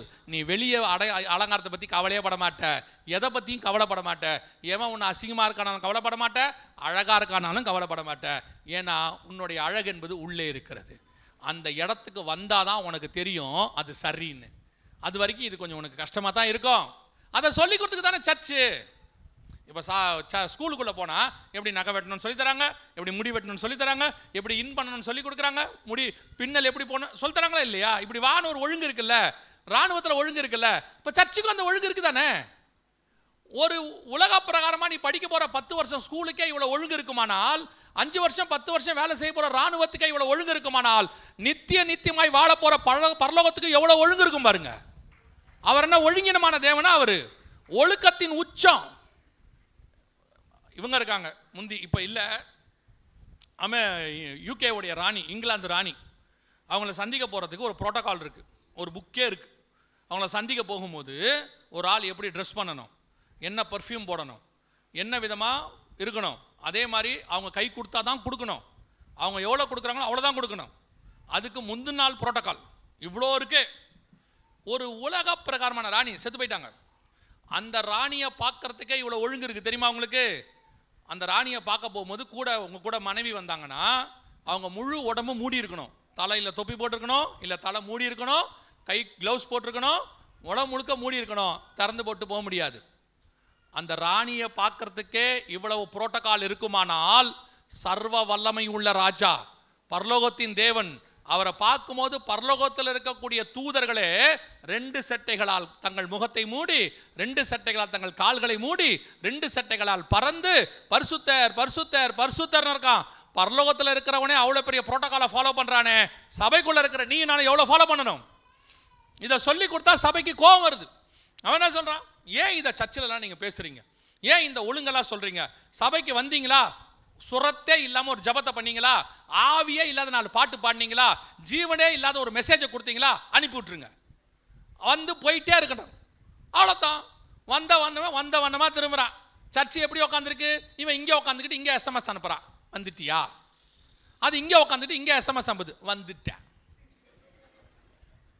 சபைக்குள்ள உட்காந்துட்டு என்ன சேட்டை? இதெல்லாம் ஏன் உள்ள வருது? இவன் உள்ள வரும்போதே ஆவியில வந்தானா, கண்ணை மூடி கையை தூக்கினானா, போகிற வரைக்கும் ஆவியில இருந்தானா, இந்த வேலை வராது, இது வராது. சபை எதனால கெட்டு போகுது? இதனால தான் கெட்டு போகுது. ஆவியில வசனம் இல்லை, ஆராதனையில் ஜீவன் இல்லை. ஒரு 2 மணி நேரம் நடத்தி முடிச்சா தோத்திரம், பிரைஸ் தி லார்ட். அதுக்கு காரணம் யாரு? நீங்க தான். நீங்க விரும்புறது அதான். அது எந்த பிரச்சனையும் இருக்கக்கூடாது, சர்ச்சில் கடிந்து கொண்டு பேசக்கூடாது, ஒன்றும் பண்ணக்கூடாது. கவனிச்சுக்கொள்ளுங்க, கடைசி காலத்தில் உங்களை மோசம் போக்குற இந்த மாதிரி ஓநாய்கள் கூட்டம் அதிகமாகிட்டு இருக்கு.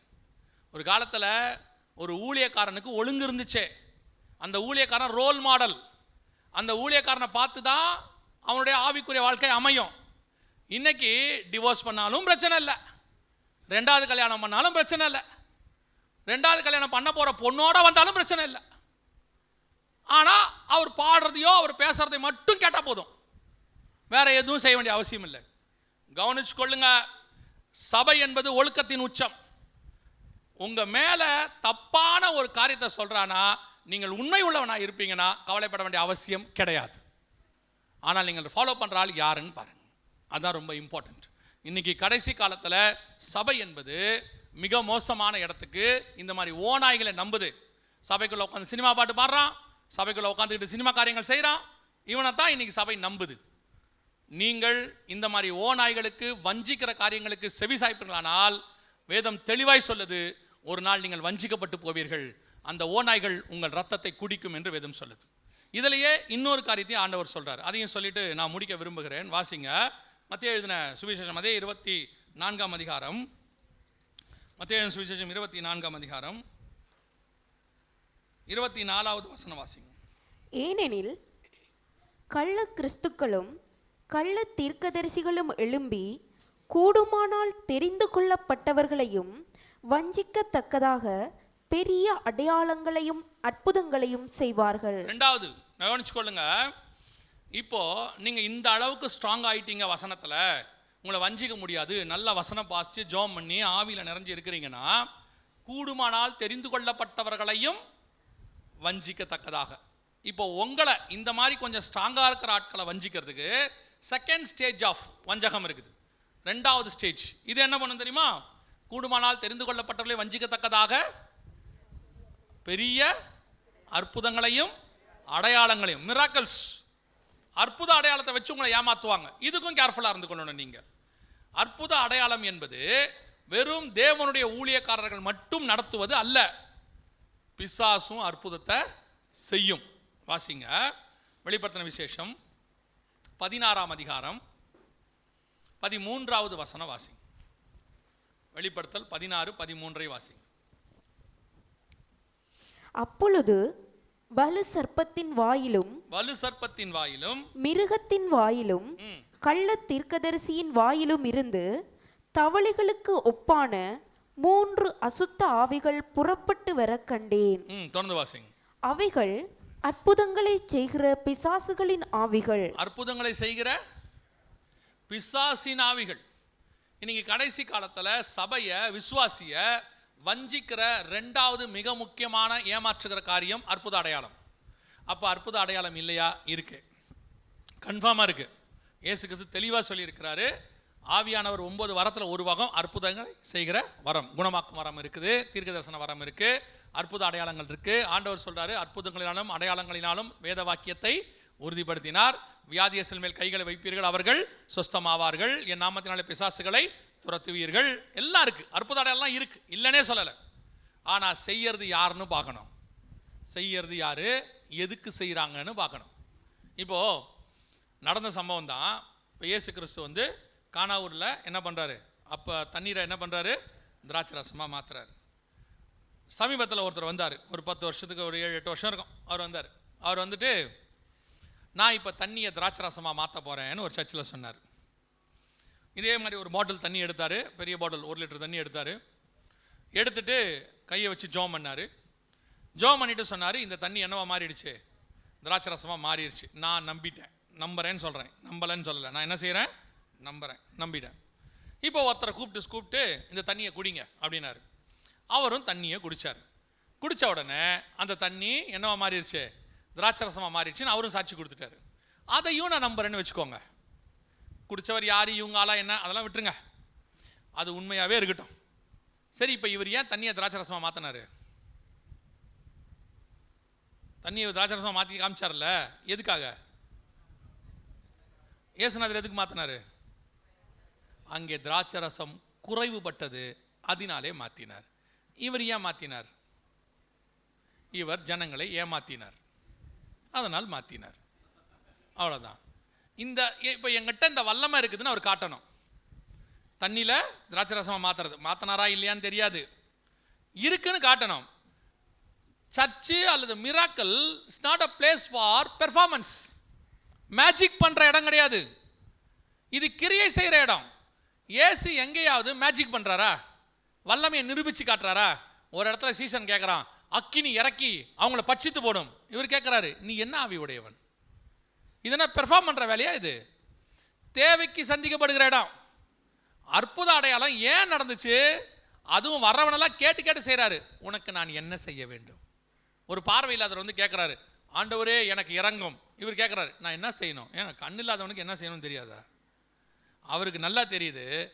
கேட்குறவங்ககிட்ட அவன் நம்மகிட்ட காசு கேட்குறானா இல்லை கண்ணு கேட்குறானான்னு பார்க்குறாரு. அவன் எதை அறிக்கை பண்ணுறான்னு பார்க்குறாரு. இன்னைக்கு பாருங்க பெர்ஃபார்மன்ஸ். இவங்கெல்லாம் ஏன் வர்றாங்கன்னு நினைக்கிறீங்க? இந்த மாதிரி ஆட்கள்லாம் கடைசியில் வேற யாருமே இல்லை, நீங்கள் தான் காரணம். நீங்கள் இந்த பெர்ஃபார்ம் பண்ணுற ஆட்களுக்கு கொடுக்குற இம்பார்ட்டன்ஸ் இருக்குல்ல. இப்போது நான் உங்களை சொல்லலை, நீங்கள் தங்கம், நீங்கள் எல்லாருமே தங்கம், நான் உங்களை யாரும் தப்பாகவே பேசலை. ஏன்னா கன்ஃபார்மாக நீங்கள் வசனத்துக்காக வந்து தான் உட்காந்துருக்கீங்க, உங்களை தப்பாக சொல்லலை. ஆனால் ஒரு கூட்டம் இருக்கு, அற்புத அடையாளம்னா அடித்து பிடிச்சி ஓடுறாங்க. எதுக்கு போவிய? அங்கே போய் என்ன பண்ணுவீங்க? உங்களுக்கு அற்புத அடையாளம் தேவைப்படுதா? சரி, அது ஒரு எவாஞ்சலிஸ்ட் பண்ணுறாரு, நல்லதுக்குன்னே வச்சுக்கோங்க. ஏன்னா அற்புதங்களாலும் அடையாளங்களிலும் அவர் வேத வாக்கியத்தை என்ன பண்ணார், உறுதிப்படுத்தினார். இப்போ அங்கே போகிறீங்க, போகும்போது ஒரு நான் பிலீவரை கூட்டிகிட்டு போங்க. அவருக்கு தேவையான அற்புத அடையாளம் நடந்தால் கூட அந்த ஆத்மா ரட்சிக்கப்படும், நியாயம். நீங்கள் போய் என்ன பண்ண போறீங்க? அங்கே போய் உட்காந்து என்ன பண்ணுவீங்க? அங்கே போய் உட்காந்துட்டு ஜெபம் பண்ணுறது, ஆண்டவரே அவர் என் பேரை சொல்லி கூப்பிடணும். ஏன் உங்கள் பேர் உங்களுக்கு தெரியாதா? உங்கள் பேர் தெரிலனா உங்களை பேர் சொல்லி கூப்பிடலாம். நான் என் பேரை மறந்துட்டேன், இது என்னவா இருக்குமோ என் பெயர் அப்படின்னா அவர் பேர் சொல்லி, இதான் உன் பெயர் மகளே, உன் ஐடி கார்டு நம்பர் இது அப்படின்னா நியாயம். எதுக்கு உங்கள் பேர் சொல்லி கூப்பிடணும்?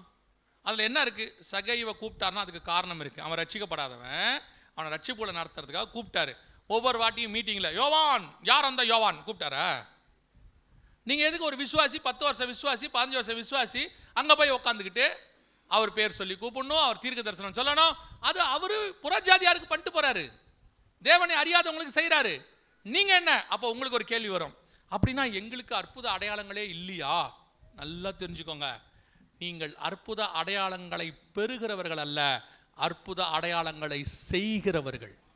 ஏன்னா இயேசு சொன்னாரு, விசுவாசிக்கிறவர்களால் நடக்கிற அடையாளங்களாவன. நீங்க 10 வருஷம் விசுவாசி, இந்நேரம் நீங்க என்ன பண்ணிருக்கணும்? சர்ச்சில் ஆவிக்குரிய வாழ்க்கையில வளர்ந்து உங்க ஏரியாவுக்கு உங்க வீடு தான் ஹீலிங் சென்டர். உங்க வீட்டில் ஒரு கூட்டம் நடக்கணும், உங்க வீட்டுக்கு நிறைய பேர் வரணும், ரட்சிக்கப்படணும், அவங்கள சபைக்கு நீங்க கூட்டிட்டு வரணும். இது நடந்திருக்கணும். ஆனா இன்னும் சர்ச்சுக்குள்ள உட்காந்து சோத்ராண்டவரே சோத்ராண்டவரே சோத்ராண்டவரே. எதுக்கு? இன்னும் உங்க விசுவாசத்துல பலப்படவே இல்லை பாருங்க. இன்னும் சபைக்குள்ள உட்காந்து உங்க ஜெபம் எப்படி இருக்குது? எங்கேயாவது அற்புதம் நடக்குதா உடனே ஓடுறது. அங்க அந்த அற்புத அடையாளங்கள் இருக்கு. திருப்பியும் சொல்றேன், அதை எவாஞ்சலிஸ்டுகள் செய்யறாங்க, செய்யட்டும். அது புறஜாதியாருக்காக, சபைக்குள்ள இப்பவும் சொல்கிறேன், சபைக்குள்ள உங்களுக்கு தேவையான அற்புத அடையாளங்களை ஆவியானவர் செய்ய வல்லமை உள்ளவராக இருக்கிறார். அங்கே செய்கிற இயேசுவும் இங்கே செய்கிற இயேசுவும் ஒரே இயேசு தான். ஆனால் உங்கள் விசுவாசம் எங்கே இருக்குது தெரியுமா? அங்கே போனால் நடக்கும், அவர்கிட்ட போனால் நடக்கும், கரெக்டாக அங்கே போனால் நடக்குது. நீங்கள் என்ன சொல்கிறீங்க? பார்த்தீங்களா, நான் சொன்னல அங்கே போனால் நடக்கும். நீங்கள் விசுவாசத்தினால நடக்குது. நீங்கள் விசுவாசிங்க. என் சபையிலேயே கர்த்தர் அற்புதங்களை செய்ய வல்லமை உள்ளவர். என் ஜெபத்திற்கும் கர்த்தர் பதில் கொடுக்க வல்லமை உள்ளவர். சொல்லி பாருங்க. இன்னைக்கு கடைசி காலத்தில் அற்புத அடையாளங்களை வச்சு பிசாசு என்ன செய்யுது? வஞ்சிக்குது, அநேகரை வஞ்சிக்குது. அற்புத அடையாளங்களை ஏமாற்றப்படுறீங்க. சொன்ன பாருங்க, தீர்க்க தரிசனம் அப்படியே உட்காந்து கேட்டுக்கிட்டே இருக்காங்க. ஆண்டவர் ஏதாவது சொல்ல மாட்டாரா, ஏதாவது சொல்ல மாட்டாரா? இப்பவும் சொல்கிறேன், தீர்க்க தரிசனம் இருக்கு. சமயத்துக்கேற்ற வார்த்தைகளை ஆவியானவர் என்ன செய்வார்? கொடுப்பாரு. உங்களோடு கூட கர்த்தர் பேசணும்னா 1000 வழி இருக்குது தெரியுமா உங்களுக்கு? நான் எப்பவும் சொல்லுவேன், நான் தீர்க்க தரிசனத்தை வெறுக்கிற ஆள் இல்லை, நம்பாத ஆள்லாம் கிடையாது. தீர்க்க தரிசனம் வந்தால் ஏற்றுக்கொள்கிறேன். ஆனால் தீர்க்க தரிசனத்துக்காக ஓட மாட்டேன். அங்கே தீர்க்கன்னு சொல்கிறாங்க, இங்கே தீர்க்கன்னு சொல்கிறாரு, அவர் சொல்கிறாரு, இவர் சொல்கிறாரு. 5000 ரூபா கொடுத்து தீர்க்க தரிசி போய் பார்க்குறாங்க. ஆச்சரியமாக இருக்குது. என்னான்னு கேட்டால் ஒன் டைம் விசிட் 5000 ருபீஸ் தான். அவர் வேற போகும்போது செல்ஃபோன் ஆஃப் பண்ணி வைக்க சொல்கிறாரு. என்னன்னு கேட்டால் போர்டு வச்சுருக்காங்க, தீர்க்கதரிசியின் பாதுகாப்புக்காக. ஒரு செல்ஃபோன்லேருந்து அந்த தீர்க்கதரிசியை காப்பாற்ற முடியல. நீங்கள் போய் என்ன பண்ண போறிய? என்னான்னு கேட்டால் அவர் சொல்கிற தீர்க்கதரிசனம் வீடியோ எடுத்துகிட்டு வந்துடுறானாமா, வெளியே வந்து சொல்லிடுறானாமா இவர் பொய் சொல்கிறாருன்னு. அதுக்கு வீடியோ எடுக்காமல் இருக்காங்க. நீங்கள் அதை தான் நம்புறிய. அங்கே போய் உட்காந்துக்கிட்டு தீர்க்க தரிசனம் சொல். இப்பவும் சொல்கிறேன், உங்ககிட்ட கர்த்தர் பேசுறதுக்கு 1000 வழி இருக்குது. நீங்கள் நல்லா ஜெபத்தில் கர்த்தரோடு கூட இருக்கிறவராக இருந்தால், நல்லா ஊக்கமாக ஜெபம் பண்ணுற ஆளாக இருந்தால், கர்த்தரை நீங்கள் முகமுகமாய் தரிசிக்க முடியும். மோசே பார்த்தாரா இல்லையா? பார்த்தார்ல. புதிய ஏற்பாட்டில் 500க்கும் மேற்பட்டவர்களுக்கு கர்த்தர் என்னவானார்? தரிசனமானார். உங்களுக்கும் கர்த்தர் தரிசனமாக வல்லமை உள்ளவர். இல்லை அந்த அளவுக்கு ஆவிக்குரிய வாழ்க்கை இல்லைங்க, எனக்கு கொஞ்சம் பலகீனமாக தான் இருக்கிறேன், இருந்துட்டு போங்க, ஒன்றும் பிரச்சனை இல்லை. ஆண்டவருடைய சத்தத்தை உங்களால் கண்டிப்பாக கேட்க முடியும். பார்க்க முடியாட்டாலும் கண்டிப்பாக என்ன செய்யலாம்? படுத்திருக்கிற சாமுவேலுக்கிட்ட சாமுவேல்னு கர்த்தர் பேசினார். ரட்சிக்கப்படாத சவுலுக்கிட்ட சவுலேன்னு கர்த்தர் பேசினார். உங்ககிட்டையும் கர்த்தர் பேச வல்லமை உள்ளவராக இருக்கிறார். கர்த்தருடைய சத்தம் என்ன செய்ய முடியும்? கேட்க முடியும். இல்லையா? சரி பரவாயில்ல, அது கூட விட்டுருங்க. நல்ல பைபிள் வாசிங்க. இது இருக்குது பார்த்தீங்களா? இது நித்திய ஜீவ வசனம். இது உயிருள்ளது, இது பேசும். இந்த வசனம் உங்களுக்கு என்ன செய்யும்? பேசும். நீங்கள் வாசிக்கும் போது கர்த்தர் உங்களோடு கூட பேச வல்லமை உள்ளவர். அதுவும் இல்லையா, எனக்கு எழுத படிக்க தெரியாது, ஓகே ரைட் ஃபைன், நல்ல விஷயம், விட்டுருங்க. சபைக்கு வாங்க, இங்கே வாங்க, இங்கே வந்து உட்காருங்க. இங்கிருந்து ஆவியானவர் சபைகளுக்கு சொல்லுகிறதை காதுள்ளவன் கேட்க கடவன். இங்கிருந்து ஆவியானவர் பேசுவார். யார் பேசுகிறானே உங்களுக்கு முக்கியம் இல்லை. நான் சொல்கிறேன், உங்கள் போதகர வழியாக பேசுவார், ஆராதனையில் பேசுவார், நடுவில் யாராவது ஒருத்தர் ஒரு வசனத்தை பேசுவாங்க. நான் எப்பவும் நம்புவேன், 1 மணி நேரம் பிரசங்கத்தில் 5 நிமிஷமாவது கர்த்தர் நம்மோடு கூட பேசுவார். கண்டிப்பாக பேசுவார்.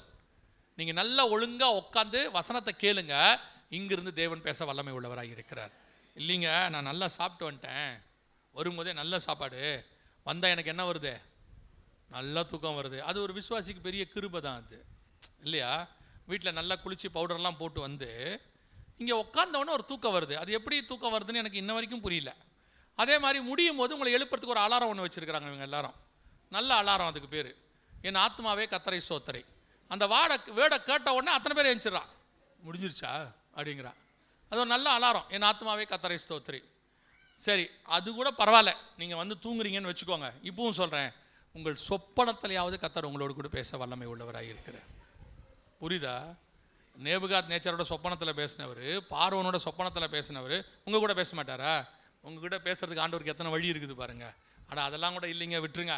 எதுவுமே இல்லை. ரோட்டில் ஒழுங்காக ஓரமாக நடந்து போங்க. ஏதாவது ஒரு கழுதியை வச்சாவது கர்த்தர் உங்ககிட்ட பேசிடுவார். இதை விட்டுறிய உடனே அவருக்கு ஃபோன் அடிக்கிறிய. அவருக்கு ஃபோன் பண்ணி என் பொண்ணுக்கு கல்யாணம் பண்ணலான் இருக்கேன், நீங்கள் என்ன சொல்கிறீங்க? உன் பொண்ணு கல்யாணம் பண்ணுறதுக்கு அவர் என்ன சொல்லணும்? உங்கள் பொண்ணு கல்யாணம் பண்ணுறதுக்கு நீங்கள் தானே சொல்லணும். நீங்களும் உங்கள் கணவரும் சேர்ந்து என்ன பண்ணணும்? ஜெபம் பண்ணணும். உங்கள் பையனை ஜெபம் பண்ண சொல்லுங்கள், உங்கள் பொண்ணை ஜெபம் பண்ண சொல்லுங்கள். ஜெபம் பண்ணிவிட்டு கன்ஃபார்ம் ஆன பிறகு வேணா அவருக்கு ஒரு கன்ஃபர்மேஷனுக்கு ஃபோன் பண்ண சொல்லுங்கள். உடனே எடுத்த உடனே அவருக்கு ஃபோன் அடிச்சிருது. இந்த மாதிரி மாப்பிள்ளை கனடாவில் இருக்கிறாரு, நல்ல வரன் வந்திருக்கு. கிளிநொச்சியில் இருந்தால் அது நல்ல வரன் கிடையாது. மாப்பிள்ளை கனடாவில் இருந்தால் தான் நல்ல வரன். மாப்பிள்ளை எங்கே இருக்காரு? கிளிநொச்சி. ஒரு நல்ல மாப்பிள்ளையா சொல்லுங்களேன். ஏன் உள்ளூர் மாப்பிள்ளை எப்பவுமே ஒத்து வராது. உடனே அவருக்கு ஜெபம் பண்ண சொல்கிறது. அவர் உண்மையிலேயே ஒரு நல்ல தீர்க்கதரிசியாக இருந்து அவர் ஜெபம் பண்ணிவிட்டு இது ஏதோ தேவசித்த மாதிரி தெரியல, நம்ம ஜெபம் பண்ணுவோம் அப்படின்னா அவரை விட்டுருவீங்க. அதோடு அவரை விட்டுருவீங்க. அடுத்த தீர்க்கதரிசிக்கிட்ட போகிறது, அடுத்தவர்கிட்ட கேட்குறது. என் பொண்ணுக்கு ஒரு நல்ல மாப்பிள்ளை கனடாவில் வந்திருக்காரு, அவரும் திருப்பி ஜெபம் பண்ணி சொல்கிறாருன்னு வச்சுக்கோங்க. என்னமோ சரியா தெரியல பிரதர், நம்ம ஜெபம் பண்ணிக்கலாமா? அவரையும் விட்டுருவீங்க. எப்போ வரைக்கும் தெரியுமா? யாராவது ஒருத்தர் உங்களுக்கு சொல்லணும், ஆமேன் தேவ சித்தம் கர்த்தர் உங்களை பண்ண சொல்கிறாருன்னா அதை பிடிச்சிப்பிய. அதை பிடிச்சிக்கிட்டு கல்யாணம் பண்ணி வச்சுட்டு அப்புறம் அங்கே போய் பிரச்சனையான உடனே இங்கேருந்து நம்மகிட்ட சொல்கிறது, அந்த ஊழியக்காரர் சொன்னாருன்னு தான் நாங்கள் பண்ணோம். பழிய தூக்கி யார் மேலே போடுறது? ஊழியக்காரன் மேலே போடுறது. எதுக்கு ஊழியக்காரன்ட்ட கேட்பிய?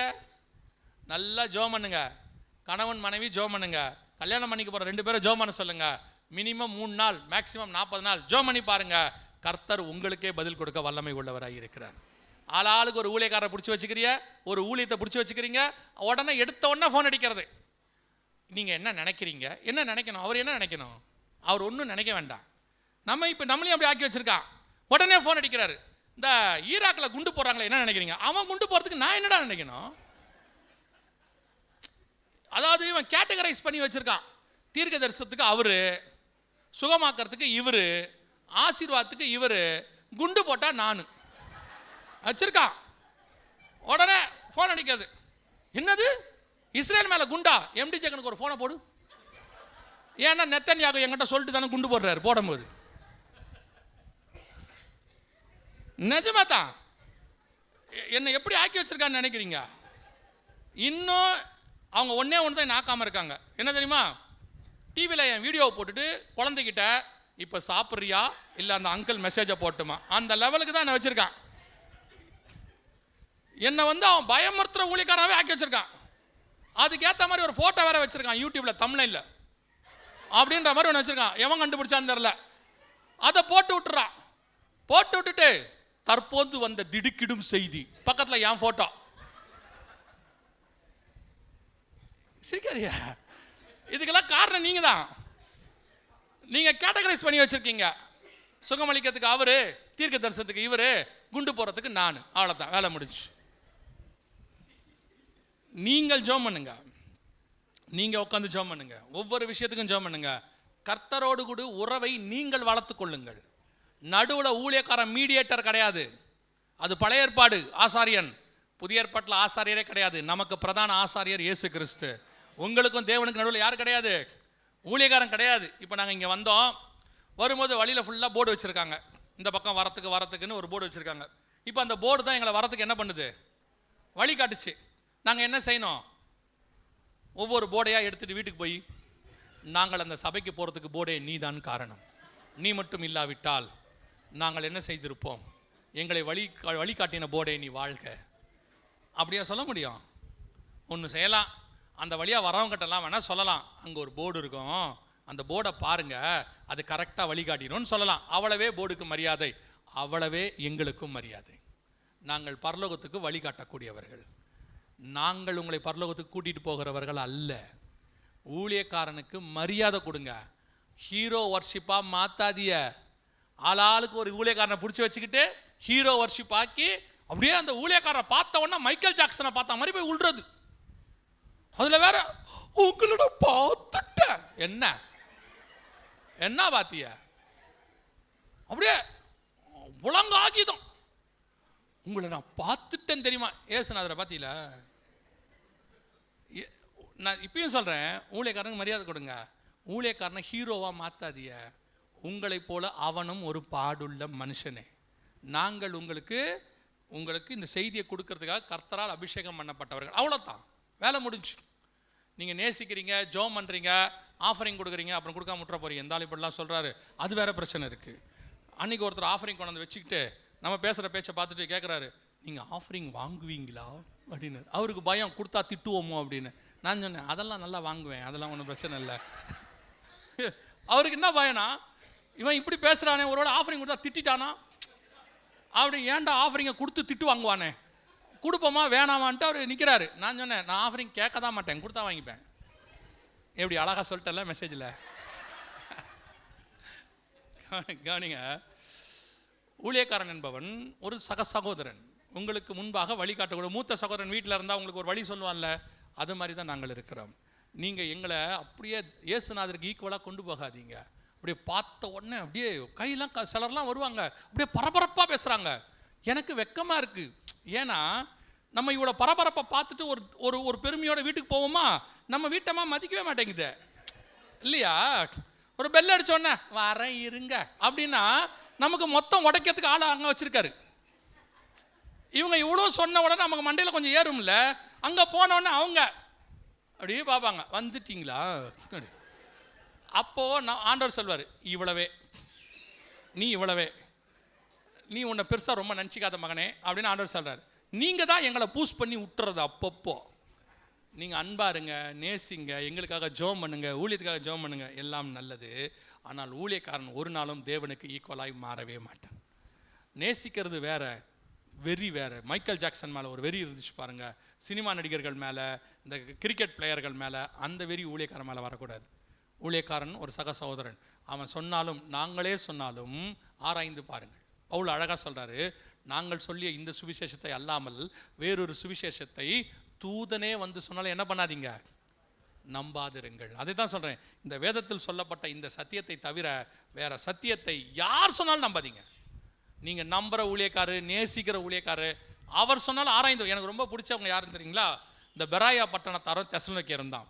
அவங்க வசனத்தை என்ன பண்ணாங்களாம்? யார் எழுதின வசனத்தை? பவுல் எழுதினதை. பவுல் எழுதின வசனத்தை என்ன பண்ணாங்களாம்? ஆராய்ந்து பார்க்குறான். பவுல் பிரசங்கமே கரெக்டான்னு செக் பண்ணி பார்க்குறான். எப்படி? நாங்கள் பேசுறதுலாம் நீங்கள் அப்படியே நம்புறீங்க. நீங்கள் நம்ப வேணான்னு சொல்லலை, ஆராய்ந்து பாருங்கள்.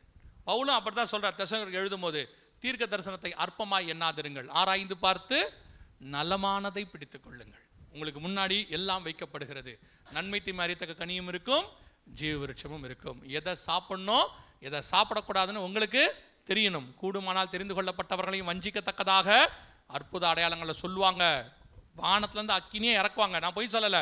நீங்கள் 13ஆம் அதிகாரம் 13ஆம் வசனம் வெளிப்படுத்தின விசேஷம் வாசிங்க பார்ப்போம். 13 வாசிங்க.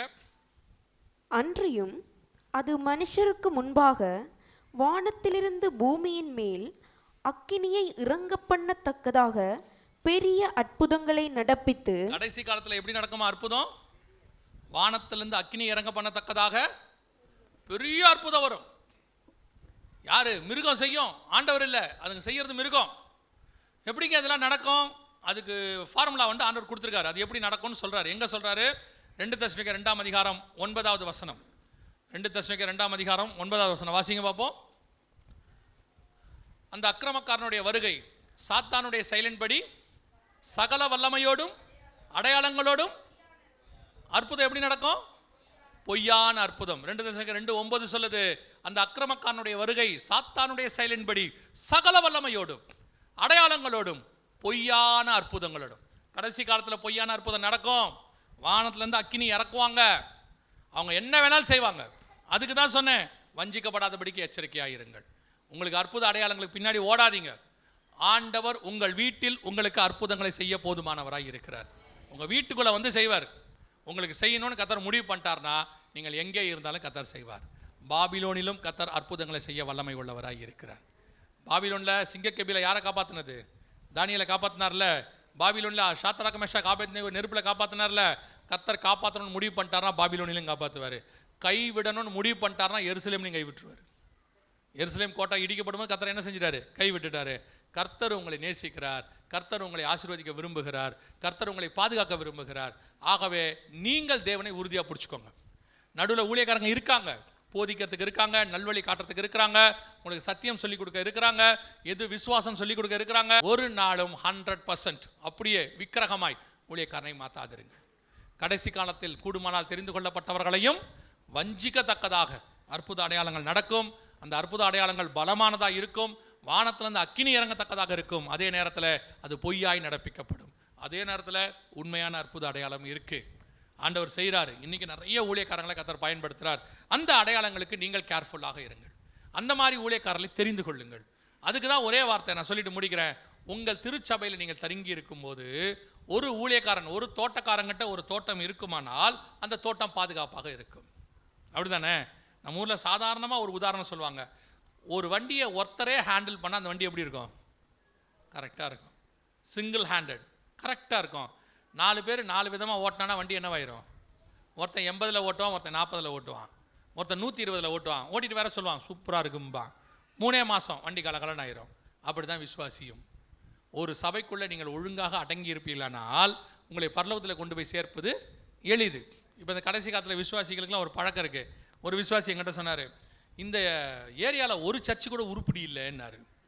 நான் சொன்னேன், ஏன் அப்படி சொல்கிறீங்க? என்ன, நானும் எல்லா சர்ச்சுக்கும் போய் பார்த்துட்டேன், ஒரு சர்ச்சும் உருப்படி இல்லைன்னா. நான் சொன்னேன், நீ தான் உருப்படி இல்லை. ஒவ்வொரு சர்ச்சாக ஏன் போனேன்? உங்கள் பிள்ளைய ஒவ்வொரு ஸ்கூலாக சேர்க்குறீங்க, மாதம் ஒரு ஸ்கூலாக சேர்க்குறீங்க. நீங்கள் என்ன நினைக்கிறீங்க? அந்த கிரேடு முடிஞ்சு காலேஜ் போகிற வரைக்கும் ஒரே ஸ்கூலாக இருந்தால் நல்லாயிருக்கும் நினைக்கிறீங்களா இல்லையா? இருக்கீங்களா இல்லையா? நீங்கள் பாருங்கள், சில ஆட்கள்கிட்ட ஒரு பழக்கம் இருக்கும். டாக்டர்கிட்ட போவாங்க. டாக்டர் வந்து ஒரு 5 நாளைக்கு மருந்து கொடுப்பாரு. இவங்க 2 நாள் தான் போடுவாங்க, சரியாகாது. 3ஆவது நாள் யாருக்கிட்டையாவது சொல்லுவாங்க, சரியே ஆக மாட்டேந்து, கொஞ்சம் கூட குறையில. அவர் 5 நாளைக்கு கொடுத்துருப்பாரு. 5 நாள் கழிச்சு தான் அது குறையும். உடனே வந்தவர் சொல்வார், நீ ஏன் இதை போட்ட? ஆயுர்வேதிக்கில் ஒன்று இருக்கு, அதை போய் எடுத்தினா ரொம்ப நல்லா இருக்கும். 4ஆவது நாள் ஆயுர்வேதிக்கு போயிடுவாங்க. அவர் 21 நாள் கொடுப்பாரு. அதை 10 நாள் எடுப்பாங்க, சரியாகாது.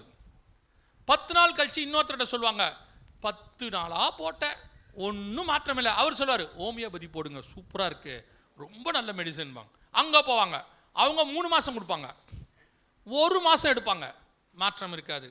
திருப்பி வந்து சொல்லுவாங்க ஒருத்தர்கிட்ட, நானும் எல்லா மெடிசனும் எடுத்து பார்த்துட்டேன், இங்கிலீஷு பார்த்தேன், ஹோமியோபதி பார்த்தேன், ஆயுர்வேதிக் பார்த்தேன், ஒன்றுத்துலேயும் சரியாகல.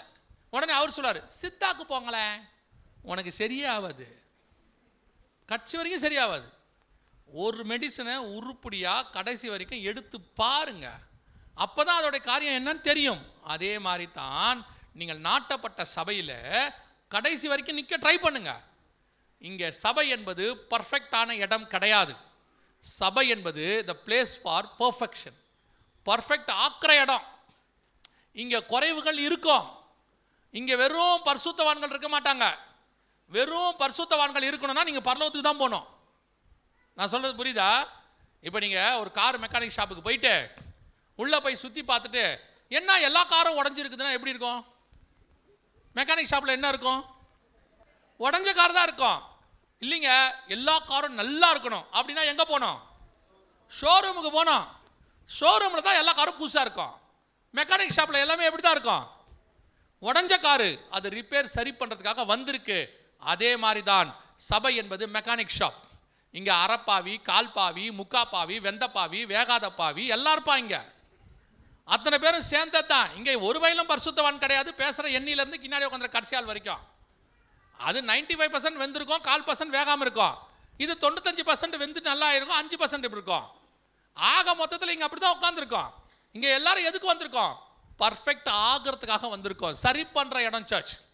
உடனே இங்கே உட்காந்துக்கிட்டே, அந்த ஆள் சரியில்லை, பாஸ்டர் ஏன் அவர் கூட பேசுகிறாரு? முதல்ல நீ சரியில்லை, வாங்க கூடயே நாங்களாம் பேசுகிறோமே, அப்புறம் என்ன?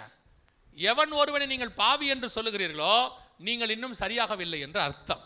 நல்லா புரிஞ்சுக்கோங்க. நீங்கள் பரிசுத்தமாகி பர்ஃபெக்ட் ஆகிட்டு ஒரு குறையும் உங்களுக்கு இல்லைன்னு நீங்கள் ஆயிட்டீங்கன்னா அதுக்கப்புறம் பூமியில் உங்களுக்கு இடமே கிடையாது. நீங்கள் பரலோகத்துக்கு போயிடுவீங்க. இங்கே ஏன் இன்னும் இங்கே இருக்கீங்கன்னா நம்மெல்லாம் இன்னும் பர்ஃபெக்ட் ஆகலைன்னு அர்த்தம். அதனால் பக்கத்தில் இருக்கிற ஆளை பர்ஃபெக்ட் இல்லைன்னு சொல்லாதீங்க. அந்த சிஸ்டர் பக்கத்தில் நான் உட்காரவே மாட்டேன், எனக்கு அவங்களோட உட்காந்தா செய்தி கேட்டா மாதிரியே இருக்காது. பரலோகத்தில் வந்து உட்காந்துட்டு என்ன பண்ணுவீங்க? எழுந்திரிச்சு நரகத்துக்கு போயிடுவீங்களா? யார் பக்கத்தில் உட்காரன்றதுமா இங்கே முக்கியம், என்ன கேட்குறோங்கிறது தான் முக்கியம். சிலர்லாம் பார்த்தீங்கன்னா பக்கத்தில் ஒரு துண்டில் சீட் போட்டு வச்சுருப்பாங்க, ஒரு கச்சிப்பில் ஏதோ ஒன்றில். யாராவது வந்து உட்காந்தா ஆள் வருது, அவங்க 2 பேரும் உட்காந்தா ஒன்றா கேட்பாங்க. பெரிய பவுலும் பர்ணபாவும் 2 பேரும் உட்காந்தா செய்தி கேட்பாங்க, தனித்தனியாக கேட்க மாட்டாங்க. ஏன் அந்த ஆளுக்கு வந்து இடம் கொடுத்தா தான் என்ன? வீட்டுக்கு போகும்போது சொல்லிக்கிட்டே போகிறது, யாரோ ஒரு புது ஆள் என் பக்கத்தில் உட்காந்தாரு, யாருன்னே தெரியல, செய்தியே கேட்க முடியல. ஏன் அந்த ஆள் கொரட்டை விட்டாரா? இன்னைக்கு சர்ச்சுக்குள்ள இவ்வளவு நடந்துட்டு இருக்குது. சபை என்பது த பிளேஸ் ஃபார் பர்ஃபெக்ஷன், நம்மளை உருவாக்குகிற இடம். இங்கே வந்து உருவாக்குற வேலையை தான் பார்க்கணும். மெக்கானிக் ஷாப்புக்கு போயிட்டு பக்கத்தில் இருக்கிற கார்லாம் கேட்கக்கூடாது, இந்த காரில் என்ன ரிப்பேரு, அந்த காரில் என்ன ரிப்பேரு? அந்த மெக்கானிக் கேட்பார், நீ எந்த காருக்கு வந்த? உன் காருக்கு தானே வந்த, அதை மட்டும் ரிப்பேர் பண்ணிட்டு போகிற வழியை பாரு. எந்த காரில் என்ன மெக்கானிக் என்ன ரிப்பேர்னு உனக்கு என்ன வேலை அப்படின்னு அவர் கேட்பார். அதே கேள்வி ஆவியானவரும் கேட்பார். இங்கே நான் எதுக்கு வந்தேன்?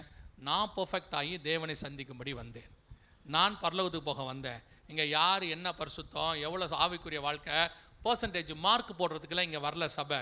Plus is not for percentage. அளவு பார்க்கறதுக்கான இடம் இது வரல. இங்கே எல்லாருமே பாவியாக தான் இருப்பான். அவன் தன்னுடைய வாழ்க்கையில் பரிசுத்தமாகறதுக்கு ட்ரை பண்ணிக்கிட்டு இருக்கான், போராடிக்கிட்டு இருக்கான். நிறைய பேர்லாம் பாவம் போராடிக்கிட்டு இருப்பான் உட்காந்து. நீங்கள் ஒரே நிமிஷத்தில் அவனை உடச்சிட்டு போயிடுவீங்க. இந்த ஆளுடைய முகமே சரியில்லை அப்படின்ட்டு போயிடுவீங்க. தயவு செய்து சபைக்கு வரும்பொழுது ஆண்டவரை பாருங்கள். சபை என்பது அதற்கான இடம். இங்கே வேற எதுக்கும் வராதிய. நல்லா வசனம் கேட்க வாங்க, ஜோம் பண்ண வாங்க, நல்லா பைபிள் வாசிக்க வாங்க, கொடுக்குற சத்தியத்தை கேட்டுட்டு போய் வாழ்க்கையில் அபியாசப்படுத்தணும்னு செஞ்சு பாருங்க. நீங்கள் சபைக்கு வருகிறது பரலோகத்துக்கு போகிறதுக்கு. அதை மட்டும் மறந்துடவே கூடாது. இது சடங்காச்சாரமான இடம் கிடையாது. இது பரலோகத்துக்கு உங்களை டிரான்ஸ்ஃபர் பண்ணுகிற இடம். அல்லேலூயா. நாம் ஜெபிக்க போகிறோம். ஏந்திரிக்கலாமா நம்ம தேவ சமூகத்தில்? எங்க பாஸ்டர் பேச மாட்டாரு அப்படின்னு கம்பேர் பண்ணாதீங்க. ஹோட்டல் சாப்பாடு சில நேரத்தில் டேஸ்டாக தான் இருக்கும், ஆனால் வீட்டு சாப்பாடு தான் நிலையானது. ஏதோ என்னைக்கோ ஒரு நாள் அக்கேஷனலாக போய் ஹோட்டல் சாப்பாடு சாப்பிட்றோம், குடும்பமாக போய் சாப்பிடுவோம், அது வேறு. ஆனால் வீட்டு சாப்பாடு தான் நிரந்தரமானது. உங்களுக்கு ஒரு ஊழியக்காரர், உங்களுக்கு ஒரு சபை, அங்கே கொடுக்கப்படுகிற உபதேசம் அதுதான் உங்களுக்கு நிரந்தரம். யூடியூப்ல கேட்குறவரெல்லாம் உங்களுக்கு பிரச்சனைனா வரமாட்டாரு, நான் உட்பட. ஆனால் உங்கள் ஊழியக்காரர் தான் உங்களுக்குன்னு ஓடி வருவார். உங்கள் தகப்பன், ஆவிக்குரிய தகப்பன் தான் உங்களுக்கு ஓடி வர முடியும். வெளிநாட்டிலேருந்து செய்தி கேட்குறீங்க, ஆனால் அந்த ஊழியக்காரன் உங்களுக்கு ஆலோசனை தான் தர முடியும், ஆனால் உங்களுக்கு தோள் கொடுக்க முடியாது. உங்கள் ஊழியக்காரன் தான் வந்து உங்களுக்கு தோள் கொடுக்க முடியும். கடைசியாய், அற்புத அடையாளங்களை கண்டு ஏமாறாதிருங்கள், கூடுமானால் தெரிந்து கொள்ளப்பட்டவர்களையும் வஞ்சிக்கத்தக்கதாக. நிறைய கடைசி காலத்தில் இந்த மாதிரி ஆட்கள் எழும்புவாங்க. கள்ள கிறிஸ்துகளும் கள்ள தீர்க்கதரிசிகளும் எழும்புவார்கள் என்று வேதம் சொல்லுகிறது. கூடுமானால் தெரிந்து கொள்ளப்பட்டவர்களையும் வஞ்சிக்கத்தக்கதாக அற்புத அடையாளங்களை செய்வார்கள். விசுவாசிகளுக்கு சொல்லுகிறேன், நீங்கள் அற்புத அடையாளங்களை செய்ய வேண்டியவர்கள். உங்கள் ஏரியாவுக்கு கர்த்தர் உங்களை தான் பயன்படுத்தணும். உங்கள் வீட்டை சுற்றி இருக்கிறவங்களுக்கு உங்கள் வீடு தான் கர்த்தருடையதான சமூகம். அங்கே இருக்கிறவங்களுக்கு நீங்கள் தான் ஜெபம் பண்ணணும். நீங்களே யாரை தேடி ஓடக்கூடாது. நீங்கள் போய் முழங்கால் போட்டு விசுவாசத்தோட ஜெபம் பண்ணி பாருங்க, உங்களை கர்த்தர் எடுத்து பயன்படுத்த முடியும்.